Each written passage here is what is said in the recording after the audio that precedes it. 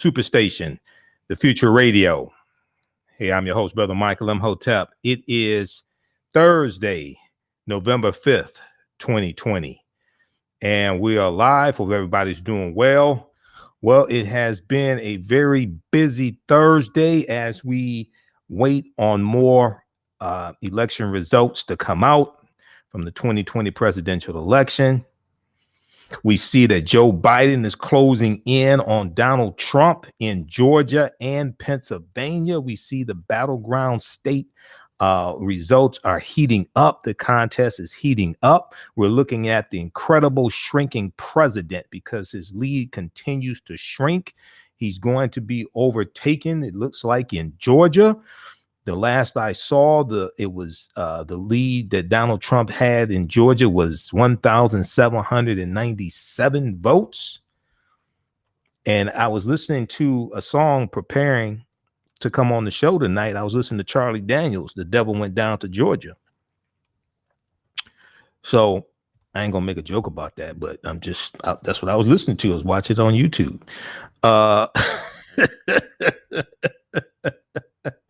So, I've got Georgia on my mind. I need to head back down to Atlanta when coronavirus blows over. I haven't been anywhere since February 3rd when I spoke in Chicago. That's the last time I traveled. I ain't going nowhere. Okay, coronavirus is real. All right, so on tonight's show, we're going to give you an update on what's going on with the battleground states. We see Joe Biden is at 253 electoral college votes. Donald Trump is at 214.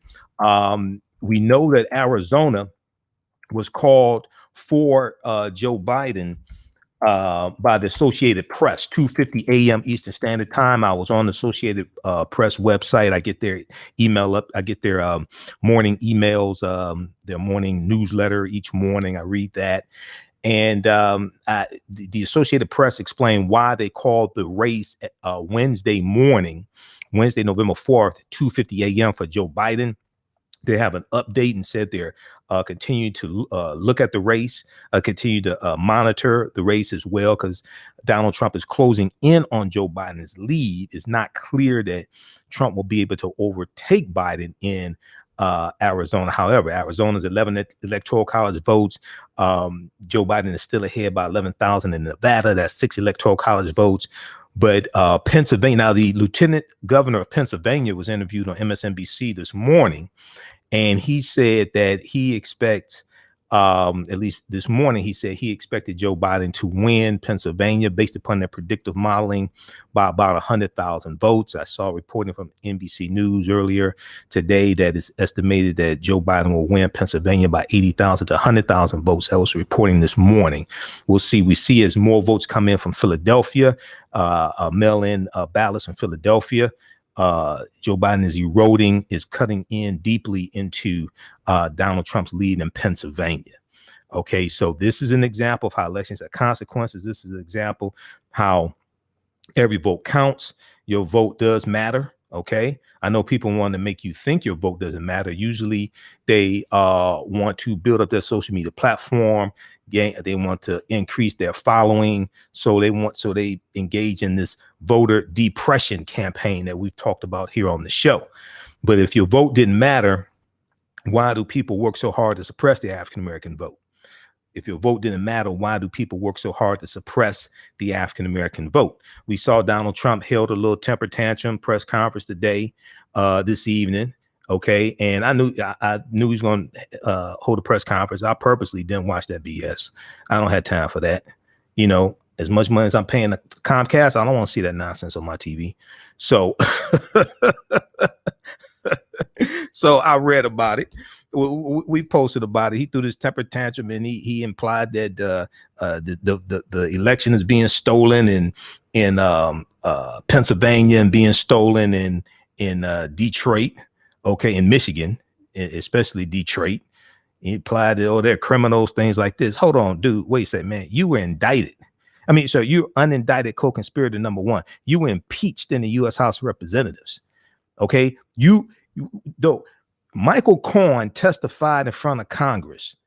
Okay, that you were writing checks to him to reimburse him for the $130,000 he paid Stormy Daniels to keep quiet about the affair that she had with you. And you were and the hush money was paid to Stormy Daniels 2 months before the 2016 presidential election. That is campaign finance fraud. That is a felony. Michael Cohen produced documentation verifying that you were signing checks and sending him checks while you're sitting in the White House. Okay, so you better be very careful about who you call a criminal. Because the day after you leave the White House, the day after you evicted from the White House, guess what? The indictments are coming for your ass. I'm telling you right now. So this is you throw these little temper tantrums if you want to. Okay, people that have sense are not listening to you. All right, so we're going to deal with all that tonight's show. Then we see U.S. Postal Service talk about criminal. Okay, we see the reporting from the Washington Post that the U.S. Postal Service processed 150,000 ballots after Election Day. U.S. Postal Service processed 150,000 ballots after Election Day, jeopardizing thousands of votes. This is a breaking news story from the Washington Post this evening, November 5th, 2020. Also, we see that on the November 3rd election, voters around the country approved local police reform. Voters around the country approved local police reform measures. NBCnews.com is reporting about that. We'll talk about that as well. We talked about that a little bit on our show last night. Now, you know, we're here 6 days a week now. Okay. Monday through Friday, 11 p.m. to 12 midnight. Monday through Friday, 11 p.m. to 12 midnight. And we're still on Sundays, 9 p.m. to 11 p.m. Eastern Standard Time, the African History Network show. And then we know the unemployment numbers come out every Thursday morning, 8:30 a.m. from the Bureau of Labor Statistics, the Labor Department. We see that 751,000 people filed for first-time unemployment benefits last week. Donald Trump's talking about remember back in what was it, June? It was either May or June. Little Jared Kushner, he went to Jared. Okay, little Jared Kushner, the poster boy of white privilege, who just a couple weeks ago said that for Donald Trump's policies to work, African Americans have to want to succeed. Really? Okay. Well, we succeeded. We succeeded in evicting his ass out the White House, and you with him. Okay. How about that? Little Jared Kushner. But what was I saying? I was thinking about this article here about Jared from Washington Post. But we see 150,000 ballots processed by the U.S. Postal Service after Election Day. We'll talk about that. Then 751,000 people filed for unemployment. Unemployment numbers come out every Thursday morning, 8:30 a.m. Eastern Standard Time. And then the Washington Post had this story from today. Now, you got to follow us on our Facebook fan page, The African History Network, The African History Network, and my YouTube channel, Michael Imhotep, Imhotep. Okay? Because we post articles all throughout the day. Washington Post had this story that I saw. Management company owned by Jared Kushner files to evict hundreds of families as moratoriums expire. Management company owned by Jared Kushner files to evict hundreds of families as moratoriums expire. White House advisors company, Westminster Management, and other landlords prepare to remove tenants behind on rent during the pandemic.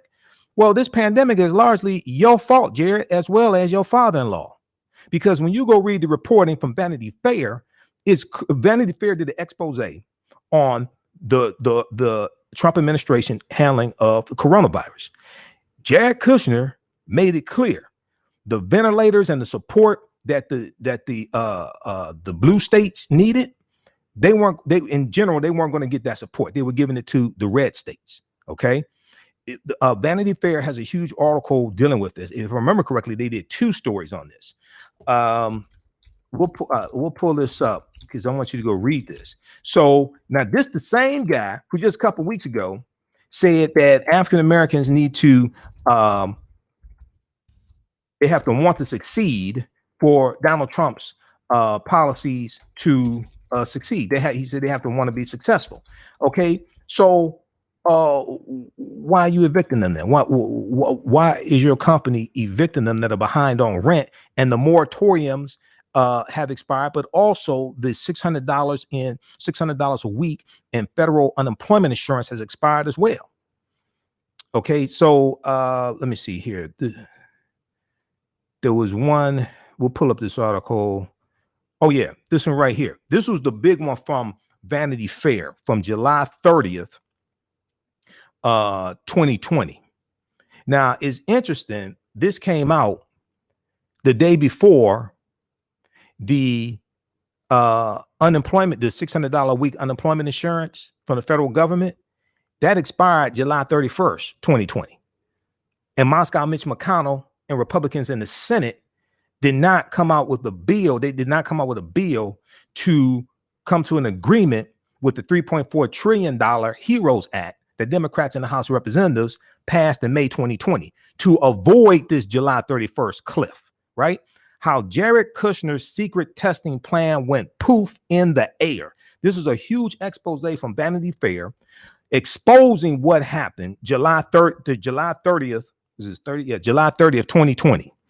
This spring, a team working under the president's son-in-law produced a plan for an aggressive, coordinated national COVID-19 response that could have brought the pandemic under control. So why did the White House spike it in favor of a shambolic 50-state response? Okay, go read this expose from Vanity Fair. All right, now this is the same guy, the poster boy white privilege, the same guy that owes Deutsche Bank $285 million, and ain't no way in the hell no Negro could get a security clearance, a high-level security clearance, working in the White House, if he owed Visa $100,000, and this dude owes Deutsche Bank $285 million. And when the FBI did his background check, they did not recommend that he get a security clearance, and somebody overrode their recommendation. Read this article from Vanity Fair. We'll post a link here on the thread of the broadcast. How Jared Kushner's secret testing plan went poof in the air. Okay, see, this is elections have consequences. Okay, when you have incompetent people in the government, when you have incompetent people in the White House, people die. This is what's taking place. Speaking of dying, when we look at coronavirus and we look at the numbers on coronavirus, the U.S. set a record for a second day in a row, over 100,000 new cases. Now, when you study the deaths usually, if you see a spike in cases, then you're going to see a spike in deaths usually 2 to 4 weeks after the spike in cases. COVID-19 cases in U.S. break record for a second day in a row. While Donald Trump talking about we turning the corner, I told you around that corner is more cases and more deaths. It ain't getting better, it's getting worse. A record number of coronavirus cases were reported Thursday, breaking a record set Wednesday of more than 100,000 cases in a single day. It was 104,000 on Wednesday, November 4th. On Thursday, November 5th, is 120,000 new cases. And this fool sitting up here in denial. And you got this incompetent son-in-law who's the poster boy white privilege mishandling coronavirus. Remember back in, what was it, May or June? He said around July, the economy is going to be rocking again. You feel anything rocking? Dude, you still got over 700,000 people a week filing for unemployment insurance. I warn people, 2016. Some people want to stay home. Other people want to vote for white supremacy. Okay. A total of 120,048 people tested positive for COVID-19 on Thursday, nearly 16,000 more than on Wednesday, according to an NBC News tally. The United States has the highest number of coronavirus cases and deaths in the world. The United States has the highest number of coronavirus cases and deaths in the world because they got the most incompetent leader. They have the most incompetent leadership. You got the Three Stooges, and you have the Three Stooges and the Little Rascals running the government. This is what we're dealing with. Okay, we're coming up here on a break in just a minute, in a couple minutes here. Calling numbers 313-778-7600. 313-778-7600 is the calling number if you have a question or comment. See, I'm so hyped. I haven't even done my introduction yet. If you like this type of information, you can donate to the African History Network. $ the AHN Show through Cash App. $ the AHN Show through Cash App. and through PayPal, paypal.me/TheAHNShow, paypal.me/TheAHNShow, and at our website, AfricanHistoryNetwork.com. I've been waiting all day for this show. Okay. On the African History Network show, we focus on educating, empowering, and inspiring people of African descent throughout the diaspora and around the world, because right knowledge corrects wrong behavior. What you do for yourself, what you do to yourself, and what you allow other people to keep doing to you over and over and over again, and your taxpayer dollars pay for it, is based upon what you think about yourself. What you think about yourself is based upon what you've been taught about yourself. What you've been taught about yourself is based upon everything you read, heard, and seen about yourself. Now, we deal with a number of different topics here on the African History Network show. We deal with current events, history, politics, economic empowerment, entrepreneurship, relationships, love, sex, health issues, and sex, and much, much more. We're going to talk about sex soon because we on late at night, so we can talk about that. I need to bring on Kenya K. Stevens or somebody. Sign up for our email newsletter. Text the word Kemet, K-E-M-E-T, to 22828. To sign up for our email newsletter, text the word Kemet, K-E-M-E-T, to 22828. To sign up for our email newsletter. We're coming up on a break. We'll be back in a few minutes. Listen to the African History Network show right here on 9:10 a.m. the Superstation, WFDF in Detroit. I'm Michael Imhotep. We'll be back in a few minutes. Stand by, everybody. We're on a 3-minute commercial break. How's everybody doing? Share this broadcast on your Facebook page. We have a jam-packed show planned for tonight. We're going to give updates on what's going on. You're not going to get a lot of this type of information other places. I'll be on Roland Martin Unfiltered again on Friday. I'm on the panel every Friday. Roland Martin Unfiltered. How's everybody doing? Okay, you can advertise with the African History Network. Email us at customerservice@AfricanHistoryNetwork.com. Customerservice@AfricanHistoryNetwork.com. To advertise with the African History Network. We have a few new advertisers. So the Black History One-on-One Mobile Museum is scheduling people for in-person and virtual exhibits.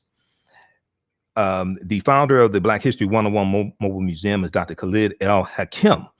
For 25 years, the Black History One-on-One Mobile Museum has carried on the rich legacy of the museum movement, of the Black Museum movement in America, by showcasing original artifacts of the Black experience at colleges, universities, K-12 schools, corporations, libraries, conferences, cultural events, making it the most diverse Black history mobile exhibit in American history. Visit their website, blackhistorymobilemuseum.com, blackhistorymobilemuseum.com, or give them a call, 313-645-4197, 313-645-4197.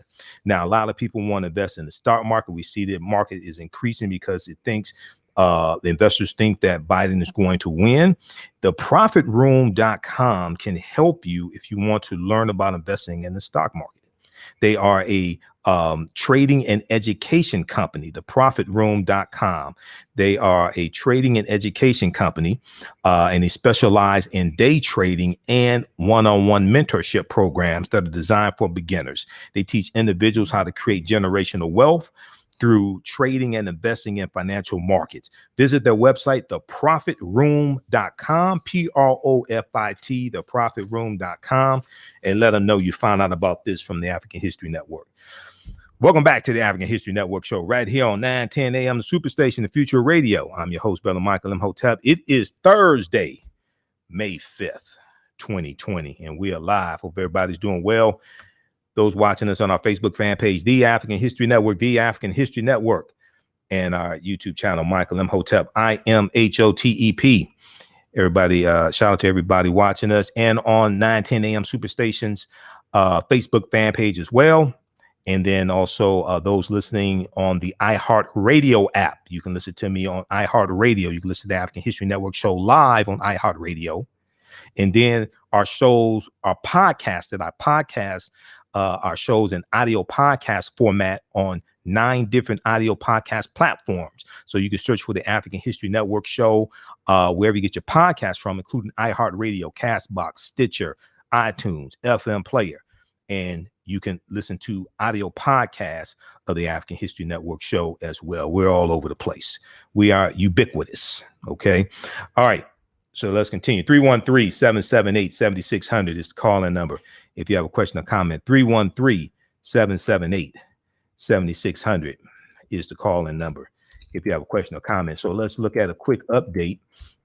What's going on today. And I was telling everybody watching during the break, I'll be back on Roland Martin Unfiltered on Friday, November 6th. I'm a panelist every Friday on Roland Martin Unfiltered. So Friday's a busy day because I do Roland show 6 p.m. Eastern Standard Time. Then we're back here 11 p.m. Eastern Standard Time for the African History Network show. Okay, it's a busy day. All right, so let's look at an update on what's going on with the presidential race. We'll look at the updates from Washington Post. Donald Trump, as lead narrows and counts in Pennsylvania and Georgia, repeats baseless claims of fraud. It's just pathetic. It's just pathetic. He got his attorneys out there. I hope he's paying his legal bills, because you're gonna need the money for legal bills after you get kicked out the White House, because the indictments are coming. All right, now Pennsylvania Secretary of State said the Commonwealth's winner could be known as soon as today or tonight. And if Joe Biden captures the state, he would win the presidency. He would be at 273 electoral college votes, and the fat woman and the skinny woman and the plump woman will be singing. Okay. Counting continues in Alaska, Arizona, Georgia, Nevada, and North Carolina. So when whoever reaches 270 electoral college votes first becomes president-elect, but they still keep counting. They don't stop counting. Okay, just so everybody knows, everybody's vote will be counted. Now, Donald Trump and his allies met with 2 immediate defeats in court today in Georgia and Michigan as they press unsubstantiated claims of fraud as officials count ballots. Now, when we look at update on what's going on in Georgia, Donald Trump's lead in the vote count in Georgia slipped to under 1,800. It was actually 1,797 votes at 10:30 p.m.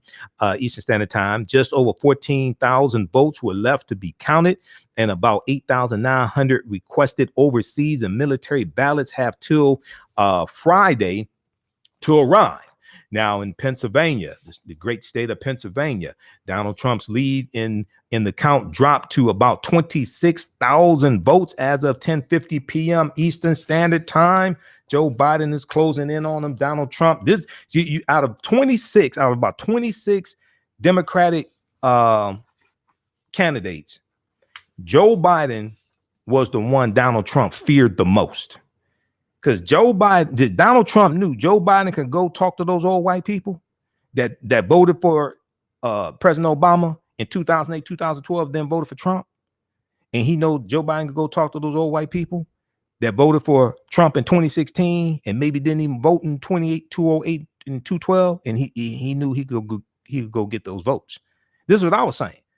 It's like, you remember back in June 2020, go back and watch the video. Go back and watch my show from June of 2020 when I broke down the comments that Joe Biden made about working in the Senate with senators he disagreed with, and the 2 senators he was talking about, Senator James Eastland of Mississippi, known as the mouth of the White South, and Senator Herman Talmadge of Georgia, and these 2 guys were segregationists, okay?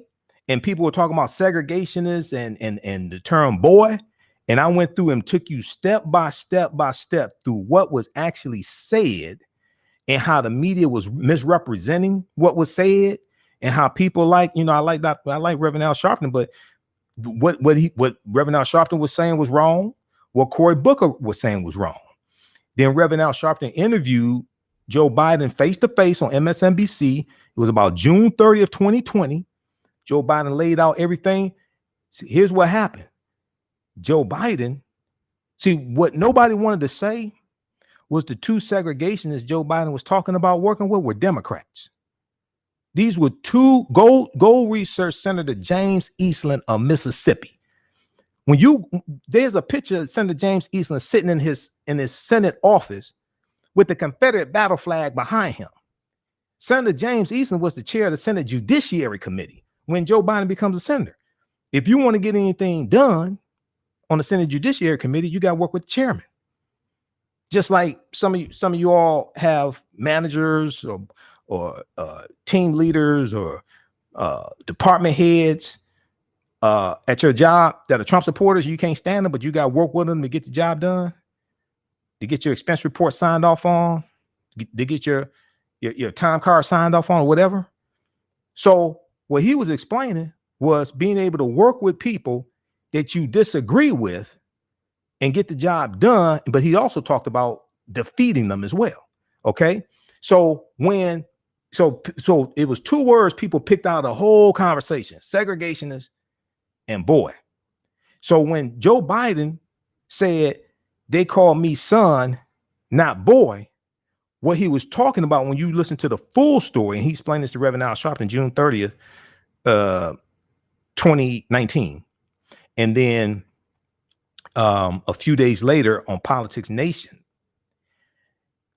Reverend Al Sharpton interviewed Representative Cedric Richmond of Louisiana, who's a member of the Congressional Black Caucus, who's Joe Biden's co-chair. And he went through and explained all this as well. Here's what most people left out. Joe Biden and Senator Ted Kennedy were two young senators at the time. The old guys in the Senate thought they were too young to be called senator. So he was saying they called me son and they called him boy. The boy he was talking about wasn't segregationists calling black men boys, as people misunderstood. No, they called Senator Ted Kennedy another white man boy, because what he was saying was they thought we were too young to be in the Senate, so they didn't call us senator. They called me son and they called him boy. That's what all that was about. So if you go through and watch my show from like June and July, I take you step by step. We play the interview that Biden did. We look at the comments from Politico and take you step by step through what was actually said, and then how it was misrepresented in the media. And I like MSNBC, but I had to call out Tiffany Cross. I had to call out Zelina Maxwell. I had to call out Dr. Jason Johnson, because 99.9% of the time, when they talked about what was said, they never said Biden was talking about working with Democrats. These are people in his own party. All that was just left out. So you gotta put all this stuff in context. You can't just pick words out of a conversation. Pick two words out of a conversation. You got to put all that in context so the people understand what's taking place. Okay, so in Pennsylvania, Donald Trump's lead in the count dropped to about 26,000 votes as of 10:50 p.m. Eastern Standard Time. And we'll do a refresh of the screen here to look at updates. I'm looking at live updates coming from courtesy of the Washington Post. In Pennsylvania, in Arizona, Biden's lead in the vote count narrowed to about 46,000 votes as of 9 p.m. Eastern Standard Time Thursday. At least 293,000 ballots remain to be counted statewide. And then Maricopa County, the state's largest county, plans to update its counts at 11 a.m. Eastern Standard Time and 9 p.m. Eastern Standard Time on Friday, November 6th. When we look at Nevada, according to the Secretary of State, there are 190,000 ballots to be counted. About 90% are from Clark County, home to Las Vegas. The next update on the count will be on noon on Friday, noon Eastern Standard Time on Friday, November 6th. Okay, so it's looking like it's expected that Joe Biden will hold on and win Nevada, based upon the votes coming from Clark County and the percentage of the votes that will be for Biden. And they're counting largely these votes that are being counted are mail-in ballots. So those skew heavily for Democrats. In North Carolina, election officials said they will review about 41,000 provisional ballots from voters whose eligibility may be questioned, along with around 110,000 outstanding absentee ballots. They expect to finalize their count by November 12th, 2020. Biden is about 76,000 votes behind Trump in North Carolina. All right, so that's a quick update on what's going on.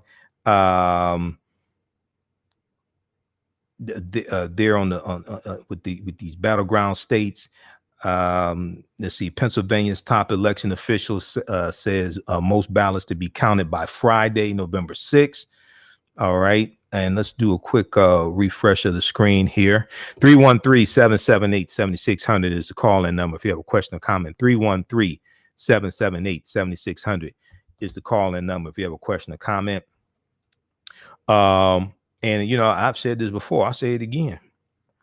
The way things are in America now, to be the old white man, you're going to need another old white man. I knew this from back April 25th when Joe Biden jumped in the race. I said, you know, I like Senator Kamala Harris, but I said the way things are now in this country, to be the old white man, you're going to need another old white man. Okay. So I already knew it. Okay. Let's see here. Let's look at some other quick updates. Let's see. Nevada GOP sends criminal referral alleging thousands of instances of voter fraud to Justice Department.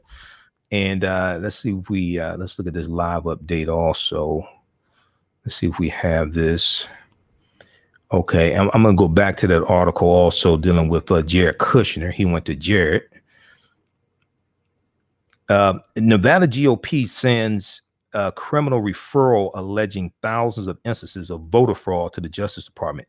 The Nevada Republican Party on Thursday evening announced that it had sent a criminal referral to U.S. Attorney General William Barr. He better hope he doesn't get indicted after he leaves office, alleging that at least 3,062 people voted in Nevada after moving out of state. That sounds like the interstate cross-checking system. Research the interstate cross-checking system, and not 1.1 million people off the voter rolls in 2016 during the presidential election. The move came after a news conference earlier in the day at which party and Trump campaign officials claimed widespread fraud in Nevada without providing evidence. They claimed widespread fraud in Nevada without providing evidence. And it came just minutes after Donald Trump, speaking publicly for the first time since election night, baselessly attacked mail-in ballots as fraud-ridden. Baselessly attacked mail-in ballots as fraud-ridden.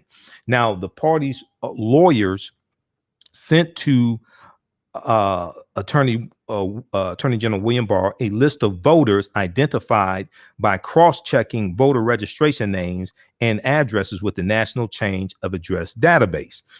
Nevada law allows residents to vote after moving out of state if they are serving in the military, married to someone in the military, or going to school. The American Civil Liberties Union of Nevada noted in a tweet Thursday that voters in the state do not lose their eligibility to vote when they leave the state temporarily. Okay, the American Civil Liberties Union of Nevada noted in a tweet Thursday that voters do not lose their eligibility to vote when they leave the state temporarily. Now, a spokesman for Clark County did not immediately respond to a request for comment. Earlier in the day, Joe Gloria, the county's registrar of voters, said in response to questions about potential voter fraud that he would investigate any incident reported to him. Quote, "We're firm in our commitment to make sure that we're processing ballots with high integrity," he said. Now, Justice Department officials speaking on the condition of anonymity to discuss a move that could produce an investigation confirmed that the department had received the referral and that officials were, quote, "looking into it." The official declined to provide further details. Okay, we'll go to the phone line in just a minute. 313-778-7600 is the call-in number if you have a question or comment. 313-778-7600 is the call-in number if you have a question or comment. Okay, so check this out. Check out the reporting from Washington Post. Also, look at the updates from NBCnews.com, okay, as well. NBC has live updates also. You can check that out as well. Okay, So I just want to look at these updates and see before we go to the phone line, just make sure we cover all of this here. And I'm refreshing my screen, so we're looking at things coming through live. Okay, small protests flare and tensions grow as ballot count continues. There was still some protesters in downtown Detroit outside the TCF Center today. And, they were out there yesterday, stop counting. Now, you had two main groups. You had people, Trump supporters, saying stop the count. And you had other people, and a lot of them white, who were saying continue counting, count every vote. Okay. We talked about this on yesterday's show.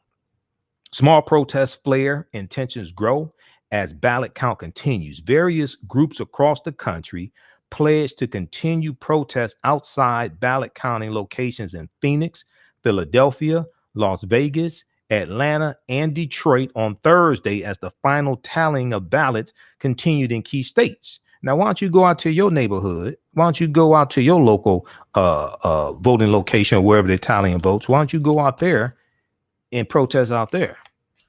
Now, see, what's interesting is that Trump is saying he's saying in Arizona, keep counting in Arizona, but stop counting in Michigan. They're saying in certain places, keep counting, other places, stop counting. Make up your mind. Which one is it? This is why these lawsuits are frivolous. It's ridiculous. This is a man who knows he's losing, and he's afraid of going to prison when he leaves the White House. He's afraid of his taxes being exposed. He's afraid of being indicted. He's afraid of going to prison. Many of the demonstrations were spurred by conspiracy theories that centered on unfounded fears of fraud, including suggestions that Democrats are creating forged ballots for presidential candidate Joe Biden. The rumors have rapidly proliferated among right-wing social media users, fueled in part by baseless allegations from dumbass Donald Trump and his high-profile associates. This fool tweeted Thursday morning, stop the count, all capital letters, stop the count. Yeah, but you want them to keep counting in Arizona. You want them to keep counting in areas in certain states, but you want them to stop counting in other states.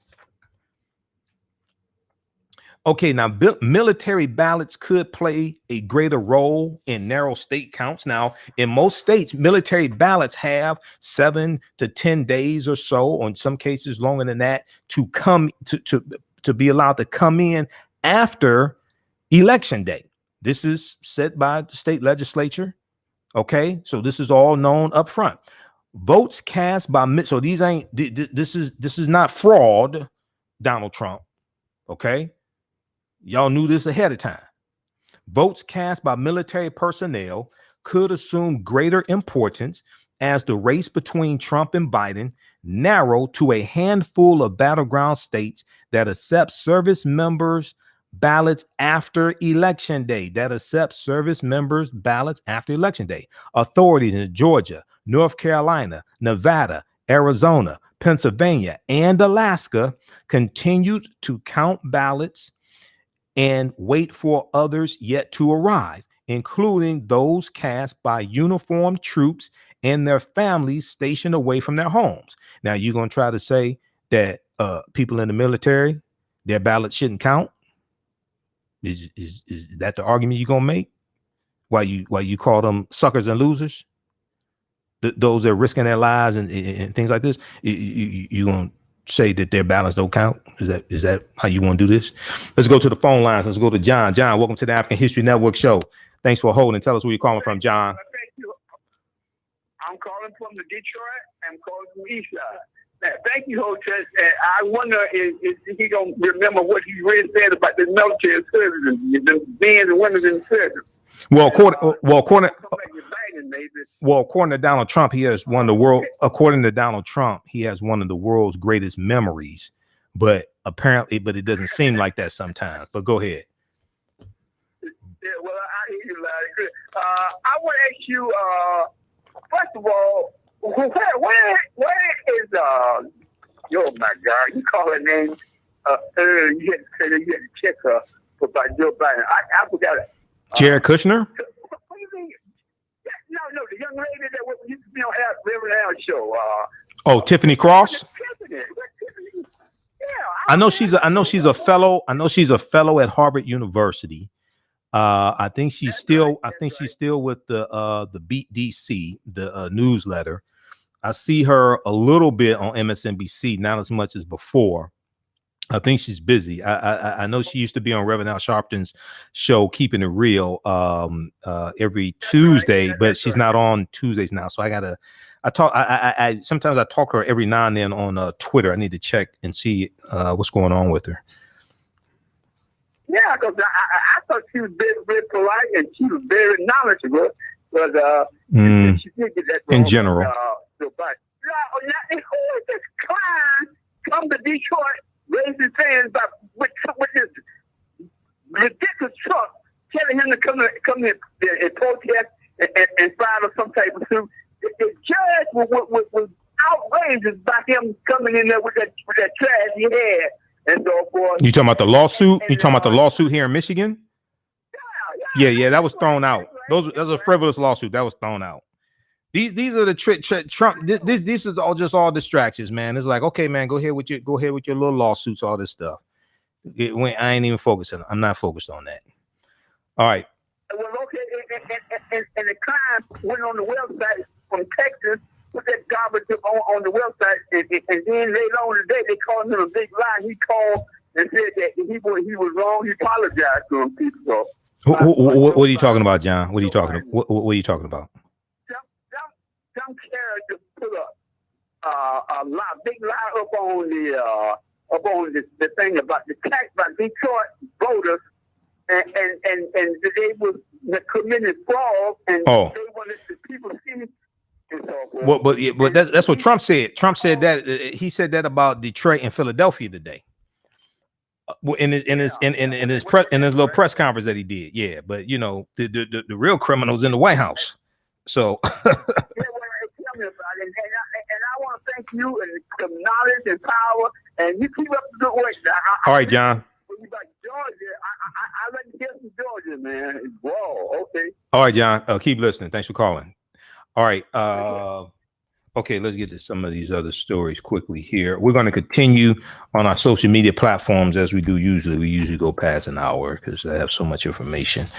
So follow us on our Facebook fan page, The African History Network, The African History Network, and my YouTube channel, Michael Imhotep, IMHOTEP on YouTube. You have a quick question or comment, 313-778-7600, 313-778-7600 is the calling number. We'll try to squeeze in another call before we're off the air here on 9:10 a.m. the Superstation, WFDF in Detroit. Okay, judge denies Trump campaign bid to stop count in Philadelphia.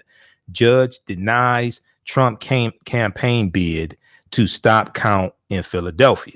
Okay, you want them to keep counting in Arizona, but in Philadelphia and in Detroit, where a lot of black people are, you want them to stop counting. A federal judge denied a request from Donald Trump's campaign to stop the vote count in Philadelphia on Thursday evening, instead brokering a deal for dozens of observers from each party to watch the process. Judge Paul S. Diamond said that the Republican and Democratic parties should each be allowed 60 representatives to observe ballots being counted by election workers. Should be allowed 60 representatives to 60 representatives each to observe ballots being counted by election workers. Quote, I don't understand entirely why this couldn't have been agreed to absent judicial intervention, Judge Paul S. Diamond said, after sharply criticizing the president's legal team through the hearing, because they're grandstanding. They know he's losing and they're just trying to file all these frivolous lawsuits just to appease him. The Trump campaign had asked Diamond to issue an emergency injunction to bar officials, quote, from continuing to count any ballots, end quote, alleging that all Republican observers were being illegally blocked from watching the count. But an attorney for Trump's campaign conceded during the hearing that they, in fact, had, quote, a non-zero number of people in the room, end quote, leaving Judge Diamond audibly exasperated. Judge Diamond remarked at one point that, quote, the whole thing is going to be moot, end quote, because counting in the state would likely soon be complete. Lawyers for Philadelphia denied that Republicans were being barred from the count, but said that one GOP representative was removed after refusing to abide by social distancing rules aimed at preventing the spread of coronavirus. You think you may want to prevent the spread of coronavirus? Just got this in from thehill.com. U.S. again breaks daily coronavirus record with 118,000 new cases. This just came in from thehill.com. The U.S. broke another record of daily coronavirus cases Thursday, November 5th, 2020, topping 118,000 new infections in the second straight day with more than 100,000 new cases. You think you may want to practice social distancing? Okay. Trump repeats vows of litigation, unsubstantiated claims of fraud. We talked about that already. You can read some of these updates from the Washington Post. Republican former U.S. attorney slammed Trump's calls to stop counting votes as clearly inappropriate. A new letter from 20 Republican former U.S. attorneys criticizes President Trump's premature, baseless, and reckless comments about the vote in Pennsylvania and elsewhere. They're not even buying this. They're Republicans that say, look, man, the jig is up. Okay. Let them go ahead and count. Okay. It is what it is. Isn't that what he said? 1,000 people die a day. It is what it is. Your ass about to lose. You're going to be evicted from the White House and the indictments are coming. It is what it is. Don't do the crime if you can't do the time. The letter labels Trump's claims of fraud and his threats to initiate litigation aimed at stopping the vote count as, quote, clearly inappropriate and having the potential to, quote, undermine the rule of law as it applies to our electoral process, end quote. Donald Trump don't give a damn about no laws. He acts like a mob boss. Okay. He's the first Russian president of the United States. He don't care about no laws. The group faults Trump's effort to claim victory before all votes are counted as, quote, imprudent and irresponsible, end quote. Check out the rest of this. We're going to post a link here to the reporting from the Washington Post. Their updates on what's going on with the presidential, with the electoral, with the election results and the counts. Okay. There was a good article from NBC News. We're going to continue this on our social media platforms also. We know we reported yesterday John James lost his senatorial race to Gary Peters, Senator Gary Peters here in Michigan. Senator Gary Peters is a Democrat. John James is Republican, but in a lot of his commercials, he didn't want to tell you he was an African-American Republican. Okay, he didn't want to tell you he was a Republican. But Michigan GOP Senate candidate John James refuses to concede, alleging vote count irregularities. What irregularity was, you didn't get enough votes, dumbass. That's the irregularity. You didn't get enough votes. Democratic Senator Gary Peters gave a victory speech Thursday, a day after multiple news outlets declared he had won re-election to represent Michigan in the U.S. Senate. But his Republican challenger, businessman and veteran John James, is refusing to concede. Okay, you don't have to concede. All right. The James campaign has alleged without providing evidence. Now, this is the same dude who said he supports Donald Trump 2,000%. He's going with the bit. Donald Trump makes these allegations of fraud, doesn't provide any evidence, and John James makes these allegations of alleging vote count irregularities and doesn't provide any evidence. Then he's going with the bit. The James campaign has alleged without providing evidence that there were irregularities and deception in the vote counting process. In a statement Thursday, the candidate claimed he had, quote, deep concerns that millions of Michiganders may have been disenfranchised by a dishonest few who cheat. Man, get the hell out of here with this. All right. NBCnews.com had an article. We posted it on our fan page today. Voters around the U.S. approve local police reform measures. Voters around the U.S. approve local police reform measures. The results reflect a growing demand for greater law enforcement accountability after the death of George Floyd in Minneapolis. Now, we talked about this briefly yesterday on our show last night from the live updates from NBC News, and they have an article talking about this. There were 6 states that had police reform measures on the ballot.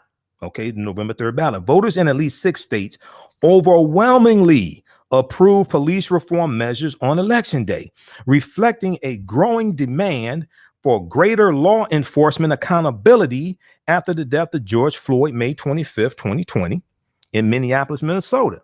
Creating and strengthening police oversight boards, changing department staffing and funding levels, and allowing greater public access to body and dashboard camera recordings were among the measures approved by voters around the country. All this deals with legislation. All this deals with policies. Okay. And a lot of this ties to it may tie to the city charter. It may tie to the contracts that the police have, that the police officers have with the city, and those contracts are negotiated by the police union. It deals with ordinances there passed by city council and signed by a mayor. All this deals with policy. Okay, all this deals with laws. Creating and strengthening. This is what was on the different ballots. Creating and strengthening police oversight boards, changing department staffing and funding levels, and allowing greater public access to body and dashboard camera recordings were among the measures approved by voters around the country. Many of the reforms run along the lines of laws already passed in localities in other states, such as Massachusetts and New York, in response to widespread protests over racial injustice and police violence nationwide. Voters in nearly a dozen cities and counties in California, Texas, Oregon, and Ohio approved creating, overhauling, or strengthening police oversight boards. In Portland, Oregon, where police arrests have been ongoing since George Floyd's death in May 25th, 2020, over 80% of voters passed Measure 26-217, which amends the city's charter to create a police oversight committee that would have the power to investigate the use of deadly force and allegations of misconduct by officers. The committee would also have the power to discipline officers for wrongdoing. But you had to have this amendment to be able to, you had to have this on the ballot to then be able to change the city charter, which is like the constitution of the city. But you had to have read the damn city charter in the first place to understand that it needs to be changed. Politics is the legal distribution of scarce wealth, power, and resources, and the writing of laws, statutes, ordinances, amendments, and treaties, their adoption, interpretation, and enforcement. So you can't just protest in the streets. You got to put people in office and vote for measures, put people in office who will properly respond to your protests, and put measures in place that actually bring about and bring it to fruition what it is you're protesting about. All right, we're out of time here on 910 a.m. the Superstation. Follow us on our social media platforms. We're going to continue on our Facebook fan page, The African History Network, The African History Network, and my YouTube channel, Michael Imhotep, Imhotep. We'll be back Friday. I'll be in Roland Martin Unfiltered, Friday, 6 p.m. And then we'll be back here, 11 p.m. Eastern Standard Time as well. You can donate to the African History Network, $ the AHN Show through Cash App, $ the AHN Show through Cash App, and also through PayPal. PayPal.me/the AHN Show, PayPal.me/the AHN Show. This helps us keep doing the research, stay on the air, keep broadcasting.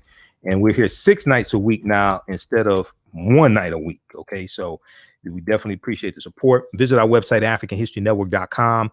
All my DVD lectures are there and digital downloads also. Remember, at the African History Network, we focus on educating, empowering, and inspiring people of African descent throughout the diaspora and around the world, because right now it's correct wrong behavior is not over till we win. Wakanda forever. Stay tuned for Greg Davis, then Michael Baisden, and we'll talk to you tomorrow night. Peace. All right, stand by, everybody.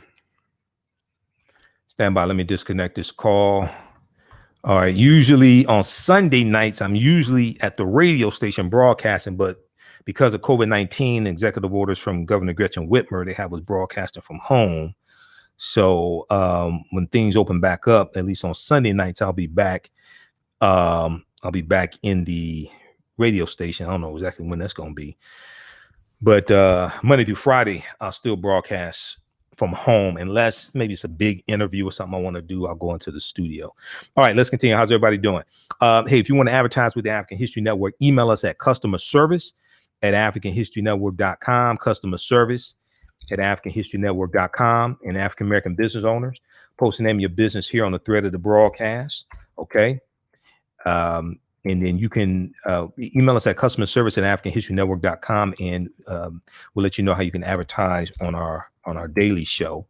Our Sunday night show is all sold out right now, but you can advertise on our daily show, and we create a video commercial for you also that airs when we rebroadcast these shows, and then you'll have a audio commercial that airs in our audio podcast that are on 9 different podcast platforms. Okay.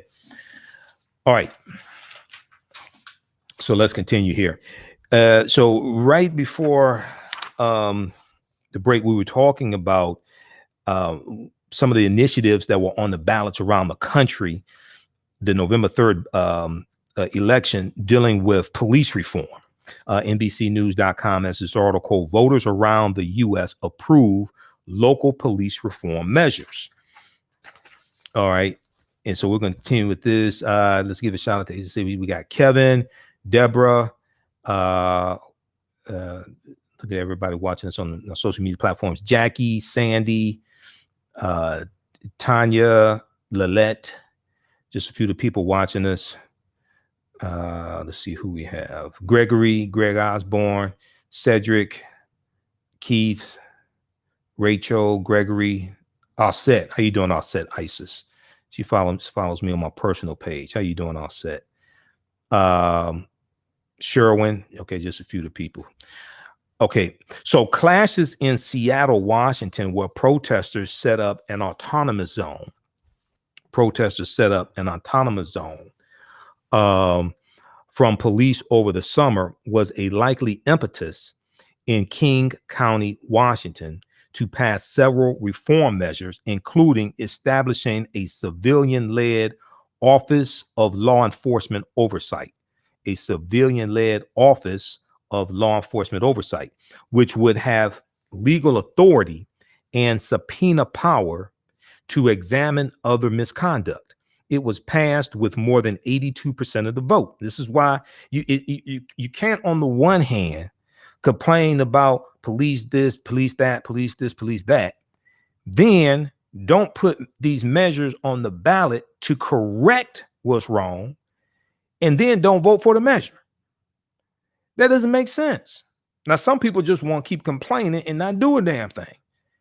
Okay. But if you actually want to correct these issues, okay, all the things that we complain about, the majority of things we complain about and protest against are the results of bad public policies, bad laws. Well, how did they come into existence? They were written by people who were either elected or put in place by people who were appointed by people who were elected. King County voters also approved a charter amendment that will require a special inquest into killings by law enforcement and mandate that a public attorney be provided to represent victims' families. Okay, this all deals with policy. Similar measures to approve independent oversight boards were passed in several California jurisdictions, including San Francisco, Oakland, and Sonoma County. San Diego voters approved Measure B. Creating an independent commission on police practices. To investigate misconduct, complaints, and in-custody deaths using subpoenas. As votes continue to be counted on Wednesday, November 4th in Pennsylvania, voters in Philadelphia appear to be favoring the creation of a citizens police oversight committee. a citizens police oversight committee to replace its police advisory commission, which has been heavily criticized for its ineffectiveness in police accountability.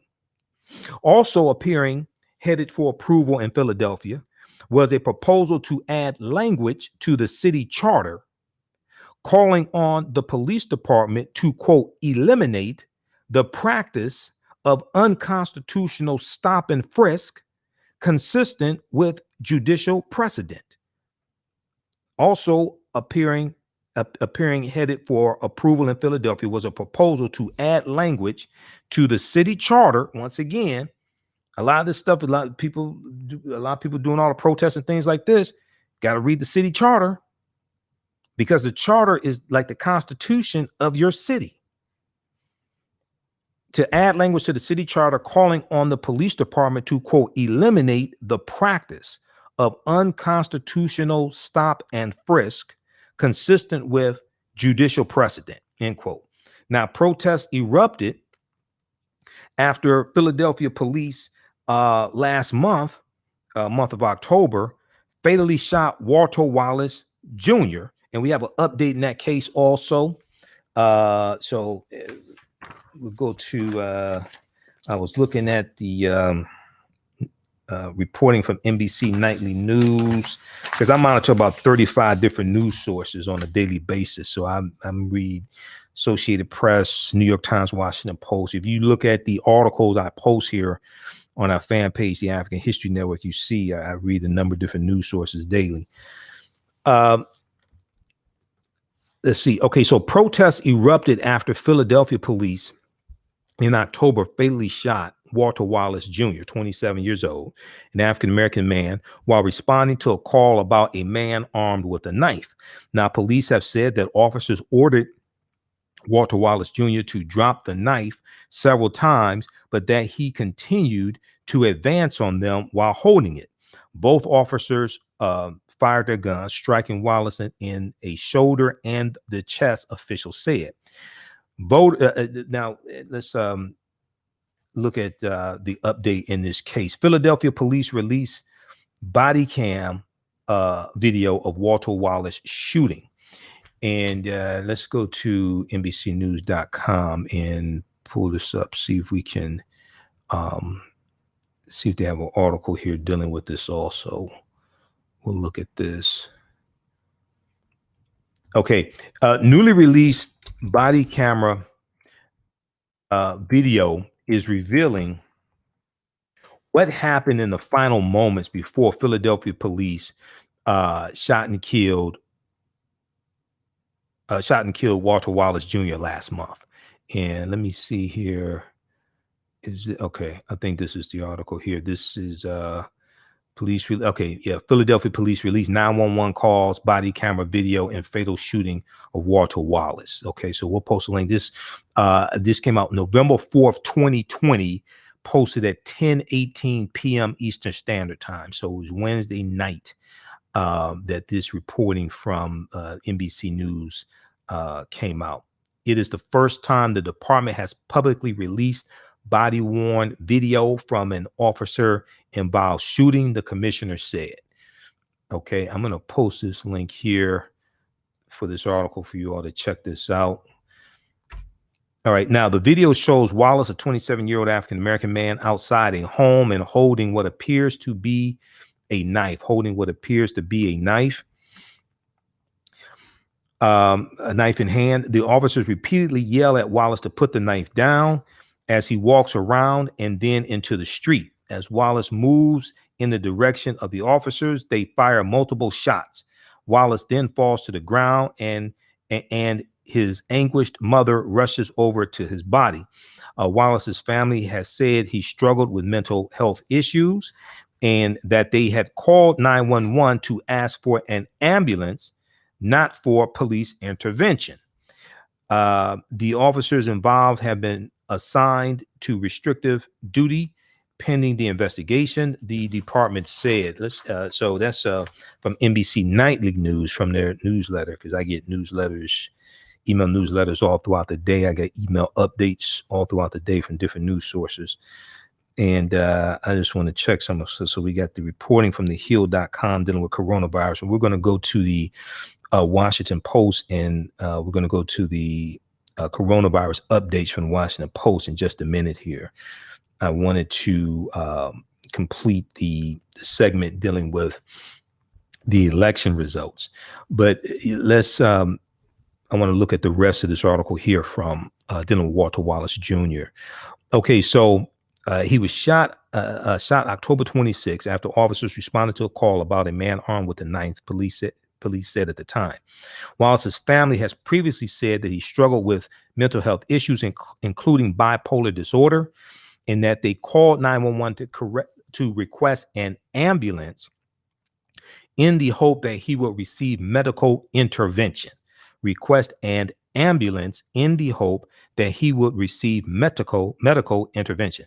At a news conference Wednesday, ahead of the release of body camera video and 911 call audio, city officials warned that the materials were disturbing and said the family had been consulted before its release. Mayor Jim Kenney, mayor of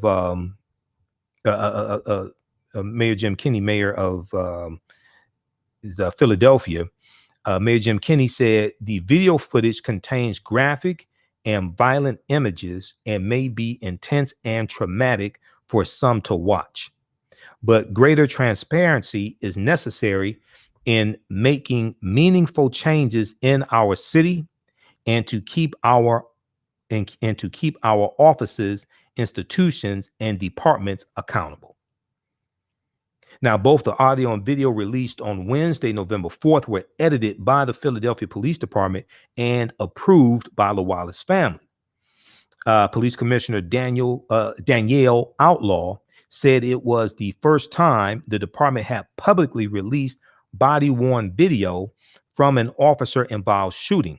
She also announced planned reforms in regard to mental health calls in partnership with the city's Department of Behavioral Health and Intellectual Disability Services. Okay, check out the rest of this article here from NBCnews.com. Philadelphia police released 911 calls, body camera video in fatal shooting of Walter Wallace. All right, let's look briefly here. I posted this article from the Washington Post. This was the USPS, U.S. Postal Service, processed 150,000 ballots after Election Day, jeopardizing thousands of votes. And I want to pull this one up here. Okay, how's everybody doing? Everybody share this broadcast on your social media platforms. Invite your friends to tune in also. Let's see here.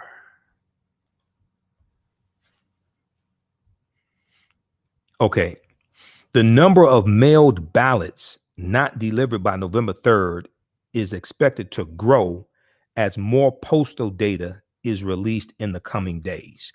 So this was news breaking this evening from the Washington Post. This article was posted at 6:17 p.m. Eastern Standard Time from Jacob Bogage, Bogage, and Christopher Ingram.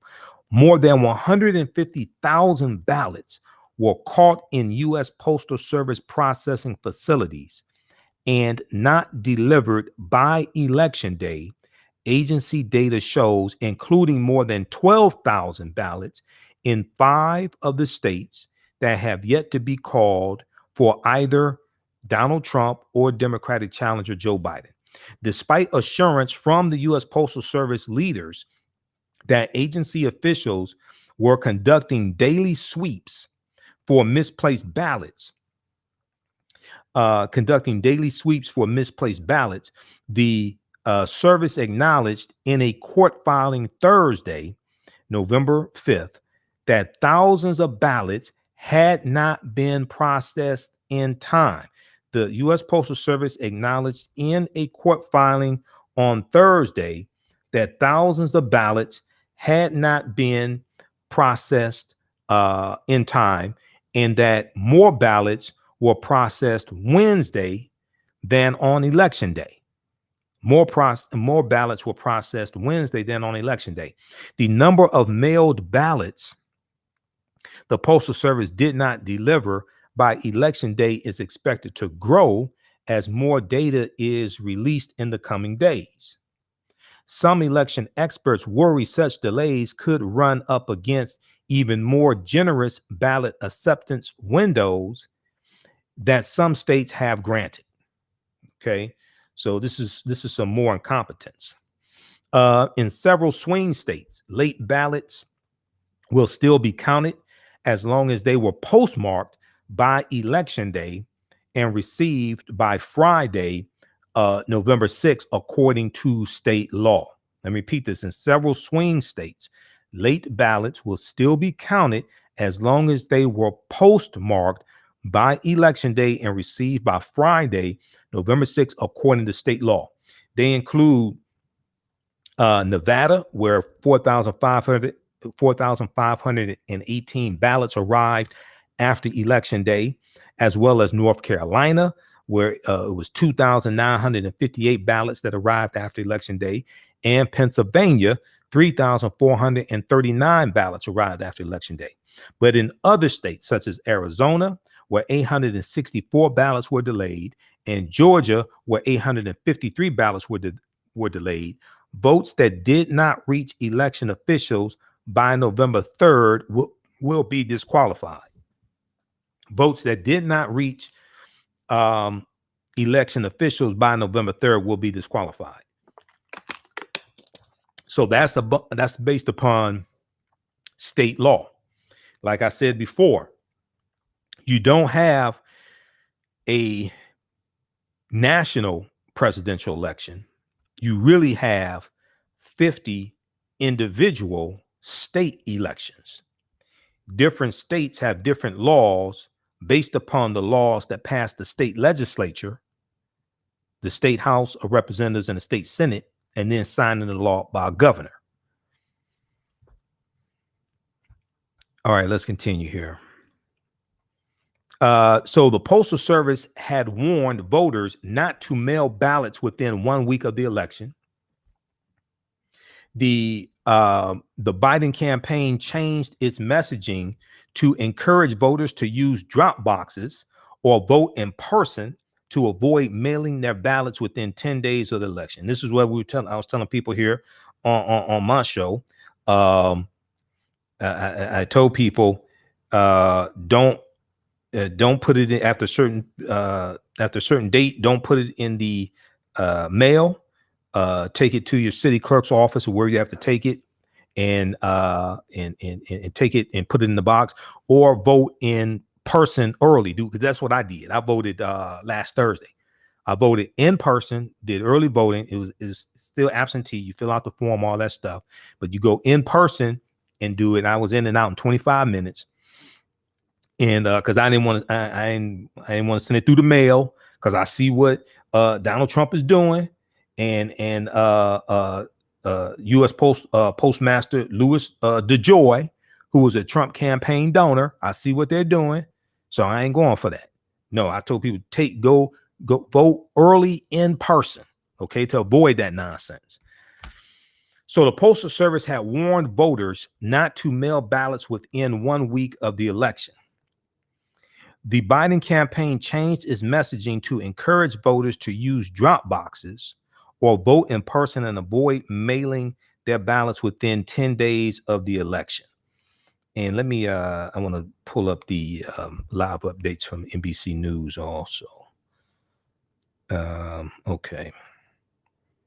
So I have a lot of news service apps on my phone as well. Okay, let's continue here. I'm just checking for updates. Now, the Trump campaign's messaging on the topic was mixed. Donald Trump basically claimed mail-in voting was susceptible to fraud, though he and First Lady Melania Trump have voted by mail themselves in Florida, and the campaign late in the general election cycle courted supporters to vote by mail after seeing growing Democratic advantages. Under Postmaster General Louis DeJoy, a major Trump financier, is a Trump campaign donor, who took over the agency in June 2020. Elections had consequences. Trump put him in charge of the U.S. Postal Service. And one of the things that many Republicans are trying to do, like Senator Ron Johnson of Wisconsin, one of the things they've been trying to do for about the past 25 years is to break up the Postal Service in smaller parts and privatize the Postal Service. This has been one of their goals.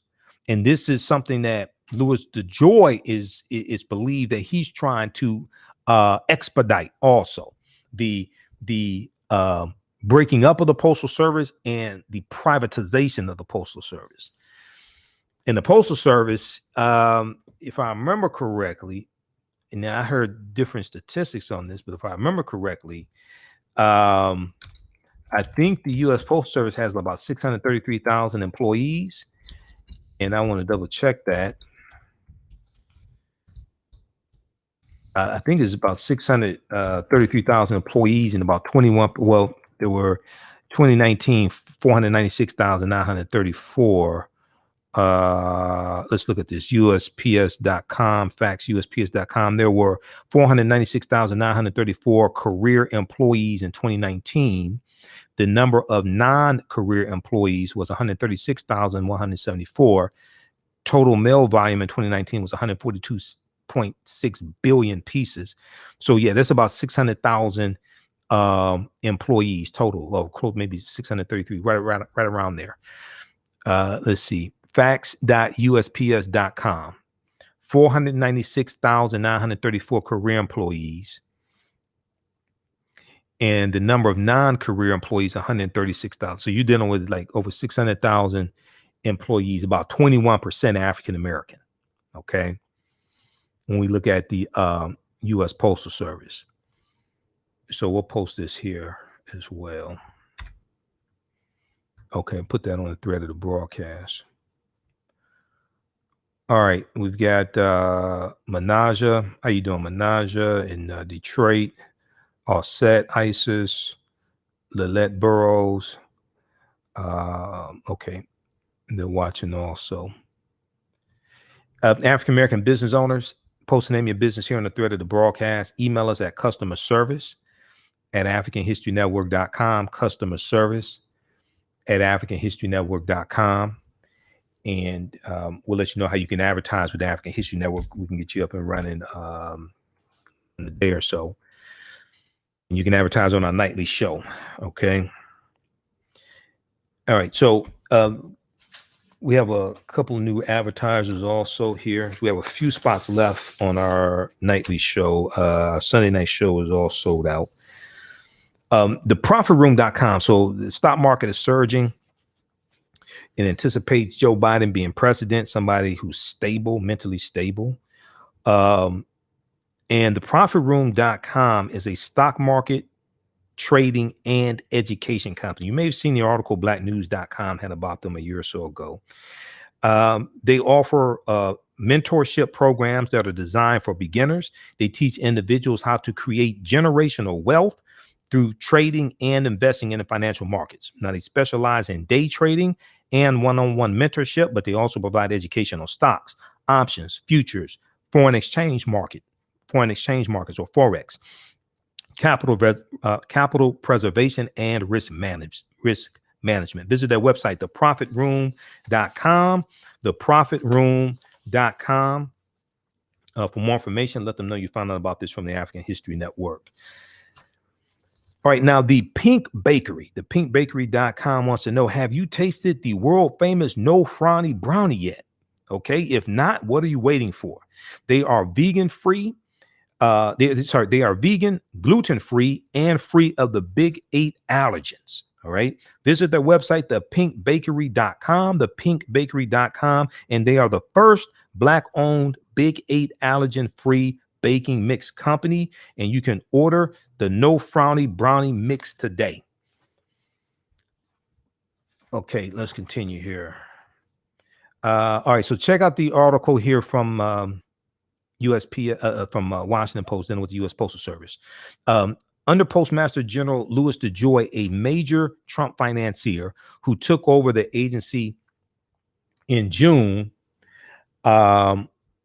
first-class mail delivery rates have steadily declined. First-class mail delivery rates have steadily declined, especially in urban areas that are bastions of Democratic voters. Louis DeJoy, Postmaster General Louis DeJoy said in public statements that facilitating an election in which a record 198 million Americans were eligible to vote by mail was his, quote, sacred duty, end quote, and that the agency was up to the task. But the Postal Service's summer struggles bled into election season almost immediately as Americans began voting in October. Now, on Wednesday, November 4th, 2020, the Postal Service processed 94.5% of ballots on time, an improvement over recent days, but below the 97% rate that postal and voting experts expect. Based on the agency's 1 to 3 day ballot processing window, voters would have mailed those ballots on Sunday or Monday. For the remaining 5.5%, or more than 8,000 of the ballots that took longer to process, they would have been mailed between Thursday and Saturday. Now, in the 9 postal districts spanning 5 states, Arizona, Nevada, Pennsylvania, North Carolina, and Georgia, that have yet to decide the presidential race, the on-time rate was 84.6%.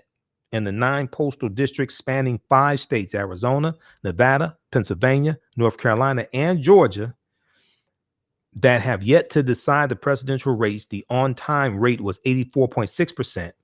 That means roughly 15 out of every 100 ballots in processing plants were not sorted or not delivered on time. Okay, check out the rest of this article here from Washington Post. USPS processed 150,000 ballots after Election Day, jeopardizing thousands of votes. Okay, how you doing, Troy, in Michigan? Okay, we got Tiffany Lewis. How you doing, Tiffany? Burnett. Okay. All right. Everybody share this broadcast on your social media platforms. Okay. If we look at, let's look at the update on what's going on with coronavirus. So we see that NBCnews.com has the article, COVID-19 cases in U.S. break record for second day in a row. Let's look at the updates from Washington Post also here. Let's see. Also, I'm going to post this article here as well. This is the one from Vanity Fair, the expose on Jared Kushner, how Jared Kushner's secret testing plan went poof in the air. This is from July 30th, 2020 by Catherine Eben, EBAN, for Vanity Fair. Shows his incompetence in handling the coronavirus pandemic also. All right, let's look at live updates. Okay, so according to the reporting from Washington Post, U.S. tops 116,000 cases, another record as health officials worry people are giving up. So depending upon what time they look at the numbers, it fluctuates. So the Hill.com, the reporting from the Hill.com said 118,000 new cases reported on Thursday, November 5th. Washington Post says 116,707. Okay. As 20 states saw their highest daily counts yet, and the number of fatalities nationwide exceeded 1,000 for the third consecutive day. Now, Donald Trump Jr. in just a couple of days said, oh, it's almost nobody dies. Oh, it's such an insignificant number. Oh, it's down to almost nobody dying. Okay, no, maybe it's nobody you know that died, but these are human beings dying. You have over 1,000 people who died for the third consecutive day from coronavirus.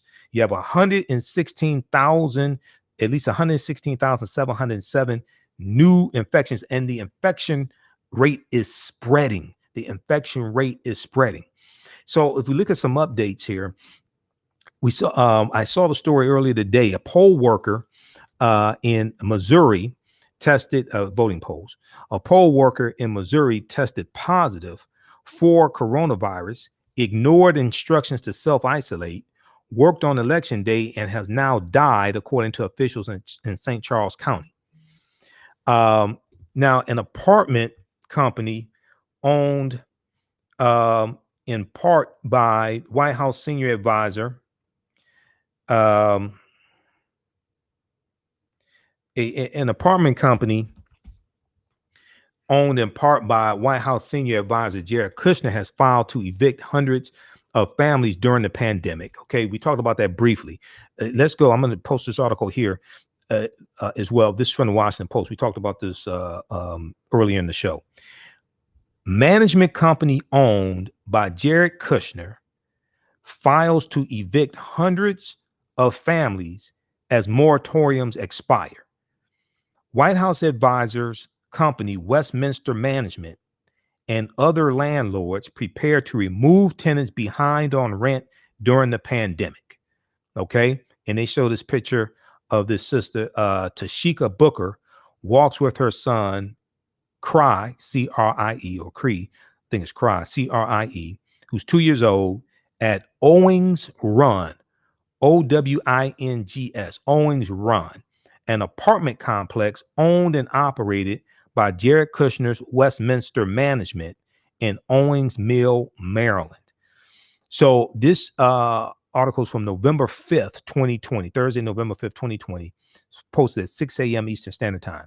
Westminster Management, an apartment company owned in part by White House senior advisor Jared Kushner, has submitted hundreds of eviction filings in court against tenants with past due rent during the pandemic, according to interviews with more than a dozen tenants and a review of hundreds of the company's filings. A state eviction moratorium currently bars Maryland courts from removing tenants from their homes, and a federal moratorium offers renters additional protection. But like other landlords around the country, Westminster has been sending letters to tenants threatening legal fees and then filing eviction notices in court, a first legal step toward removing tenants. Those notices are now piling up in local courthouses as part of a national backlog of tens of thousands of cases that experts warn could lead to a surge in displaced renters across the country as eviction bans expire and courts resume processing cases. I've been talking about this for months. On the other side of the coronavirus pandemic, it's going to be a massive number of evictions and foreclosures, and African Americans and Hispanics are going to bear the brunt of this. And we're going into winter, and you're going to have a massive number of African Americans being evicted and foreclosed on. Okay. Now, many of the Westminster tenants facing eviction live on low or middle incomes in modest apartments in the Baltimore area, according to tenants. Some of them told the Washington Post they fell behind on rent after losing jobs or wages due to the pandemic. Those facing eviction proceedings, once courts began hearing cases again, include a nurse who struggled financially during the pandemic, healthcare administrators, and a single mother who is currently unemployed. Yolanda Coates, C-O-A-T-E-S, who lives at a Westminster-owned property called Bonnie Ridge in Pikesville, Maryland, says she has kept her job at a local child care facility so far, but has occasionally fallen behind on rent. As recently as September 25th, Westminster charged her court fees in an ongoing eviction case that started last year, according to an email review by the Washington Post. Yolanda Coates said, if you don't pay before the 5th of the month, they still send out an eviction notice. Now, Tashika Booker, a resident of another Westminster property called Owings Run, says she used to work for an online education company. She lost her job in May and now receives a little more than $800 per month from unemployment insurance, but is not enough to cover her $1,300 a month rent. Okay. Now, she was probably, if she was getting $800 a month from unemployment insurance, she was probably getting an additional $600 a week from federal unemployment insurance, which was $2,400 a month, until that expired July 31st, 2020. If she was receiving unemployment insurance, if she started receiving unemployment insurance before July 31st, she was probably getting that additional $600 a week. She said, quote, my bills are getting paid slowly but surely. It might not be on time, but I'm really in a better situation than a lot of other people, Tashika Booker said. She says she is looking for other ways to generate income, but October 8th, she said she received an email from the property manager saying, quote, we have filed on you with the District Court of Maryland, so court fees will be added to your account, end quote. For the moment, Maryland courts cannot order people removed from their homes. The state's moratorium on evictions was renewed October 29th, 2020, preventing cases from proceeding. Others, the state's moratorium was renewed October 29th. Okay, now a Center for Disease Control and Prevention ban through the end of this year allows tenants in many cases to file paperwork to halt the process. Now, Westminster, which is a unit of the Kushner companies, issued a statement from Kushner Company's general counsel, Christopher W. Smith, saying the company was fully compliant with state and federal eviction bans, including ones approved by President Trump through the CARES Act and the CDC, Center for Disease Control and Prevention. Quote, Westminster has comprehensively abided by all federal, state, and local orders regarding residential tenancies during the COVID-19 pandemic and will faithfully continue to do so, the statement said. Okay. What about having compassion for people? That's what I don't understand. But okay. Well, I guess they don't have any. I guess they should have tried harder. All right. So check out that article from the Washington Post. We just posted the link. Management company owned by Jared Kushner files to evict hundreds of families as moratoriums expire. All right, let's look at the so we've got that. Let's look at the we dealt with COVID-19. We see COVID-19 is also ravaging. I want to go back to the updates on COVID-19 from Washington Post. Okay. Federal Reserve Chair Jerome H. Powell said Thursday that the recent rise in coronavirus cases in the United States and around the world is, quote, particularly concerning, end quote, and could put a damper on the ongoing economic recovery. Well, the economic recovery is barely taking place. An Associated Press analysis found that 93% of U.S. countries, of U.S. counties, I should say, with the highest number of new coronavirus cases per capita voted to re-elect Donald Trump because they're dumbasses. And an Associated Press analysis found that 93% of the U.S. counties with the highest number of new coronavirus cases per capita voted to re-elect Donald Trump. Okay, so we're currently at 9.6 million coronavirus cases. right at about 234,000 deaths. No region of the country is being spared from the onslaught of infections. The 20 states reporting record single-day increases on Thursday, November 5th, span New England, the Midwest, the Great Plains, and the Pacific Northwest. Those witnessing the most dramatic increases over the past week include Maine, Iowa, Colorado, Minnesota, and Nebraska. Okay, so check out this.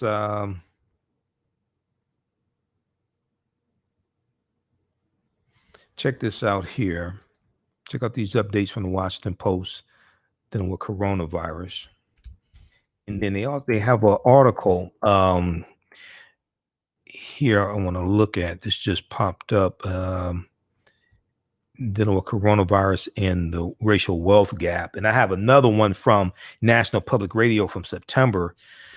And I've been meaning to talk about it on the show. Haven't had time to. So next couple of days we'll deal with this.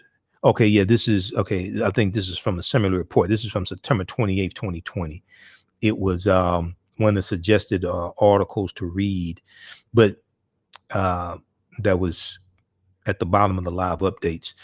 Wealth gaps between Black and white families persisted even at the height of the economic expansion. Wealth gaps between Black and white families persisted even at the height of the economic expansion. In 2019, the median and mean wealth of African-American families was less than 15% of white families, according to the 2019 survey of consumer finance. So all this ties into laws, policies, things like this. So when we went through and looked at the policies of Joe Biden's plan, and we looked at his plan to empower Black America, his we looked at his Lift Every Voice plan, okay? And pages 2 through 11 deal with economic empowerment for African Americans. All right. And the first thing he did was talk about coronavirus. All right. All this ties into policies. All this ties into closing the racial wealth gap. Okay. Elections have consequences. This is why this stuff is so important. Let's just look at this briefly here, and we'll post a link. We ain't gonna spend too much time on this because I got to get out of here because I got to be back here. Well, I got to do Rolling Show at 6 p.m. Friday, and I got to be back here at 11 p.m. to do this all over again. But let's look at this quickly here. Politics is the legal distribution of scarce wealth, power, and resources, and the writing of laws, statutes, ordinances, amendments, and treaties, their adoption, interpretation, and enforcement. Politics impacts every aspect of our lives, from the water we drink to the air we breathe to the food we eat to the economy that our African-American owned businesses operate within. So in 2016, when you had people saying, oh, we don't need to vote, we just need to do economic empowerment and invest in the stock market and do like the Asians. Okay, I said, that's good. My degree's in business administration. I understand this better than most people. I taught entrepreneurship for 7 years. I said, that's good, but we also need to vote for a president whose policies will protect the economy that our businesses operate within. See, a lot of people don't understand that concept. Okay. So when we go through this, so the first thing they do is talk about coronavirus. Okay. And how it's devastated African Americans. And because Donald Trump doesn't want to deal with coronavirus and his 2-page Black agenda, the Fool's Gold plan that he called the Platinum Plan. But we look here, advance the economic mobility of African Americans and close the racial wealth gap. This is the first thing they deal with. Advance the economic mobility of African Americans and close the racial wealth and income gaps. Invest in African American business, entrepreneurs, ensure access to capital, all this stuff. Okay. So take a look at this. We're going to post the link once again. We'll post a link to this. This is just like page 1 or 2. All right. Pages 2 through 11 deal with economic empowerment for African Americans and creating wealth, closing a racial wealth gap. All right. Expand new markets tax credit, make the program permanent and double community development financial institutions, CDFI funding, improve and expand the Small Business Administration programs that most effectively support African-American owned businesses. Which the highlights very quickly. Increase opportunities for African-American owned businesses to obtain or participate in federal contracts. Increase funding for the Minority Business Development Agency, which was created under the Richard Nixon administration, the MBDA. Okay, because the Trump administration, every annual budget, every fiscal year budget that the White House submits to Congress to approve, the Trump administration is trying to cut funding for the MBDA. The Trump administration has for a 75% cut in the MBDA's budget. Biden will protect and call for increased funding for it. Protect small and disadvantaged businesses from federal and state contract bundling, which often locks out African-American owned smaller firms from effectively bidding on procurement contracts. Biden will build on the anti-bundling provisions of the Small Business Jobs Act of 2010.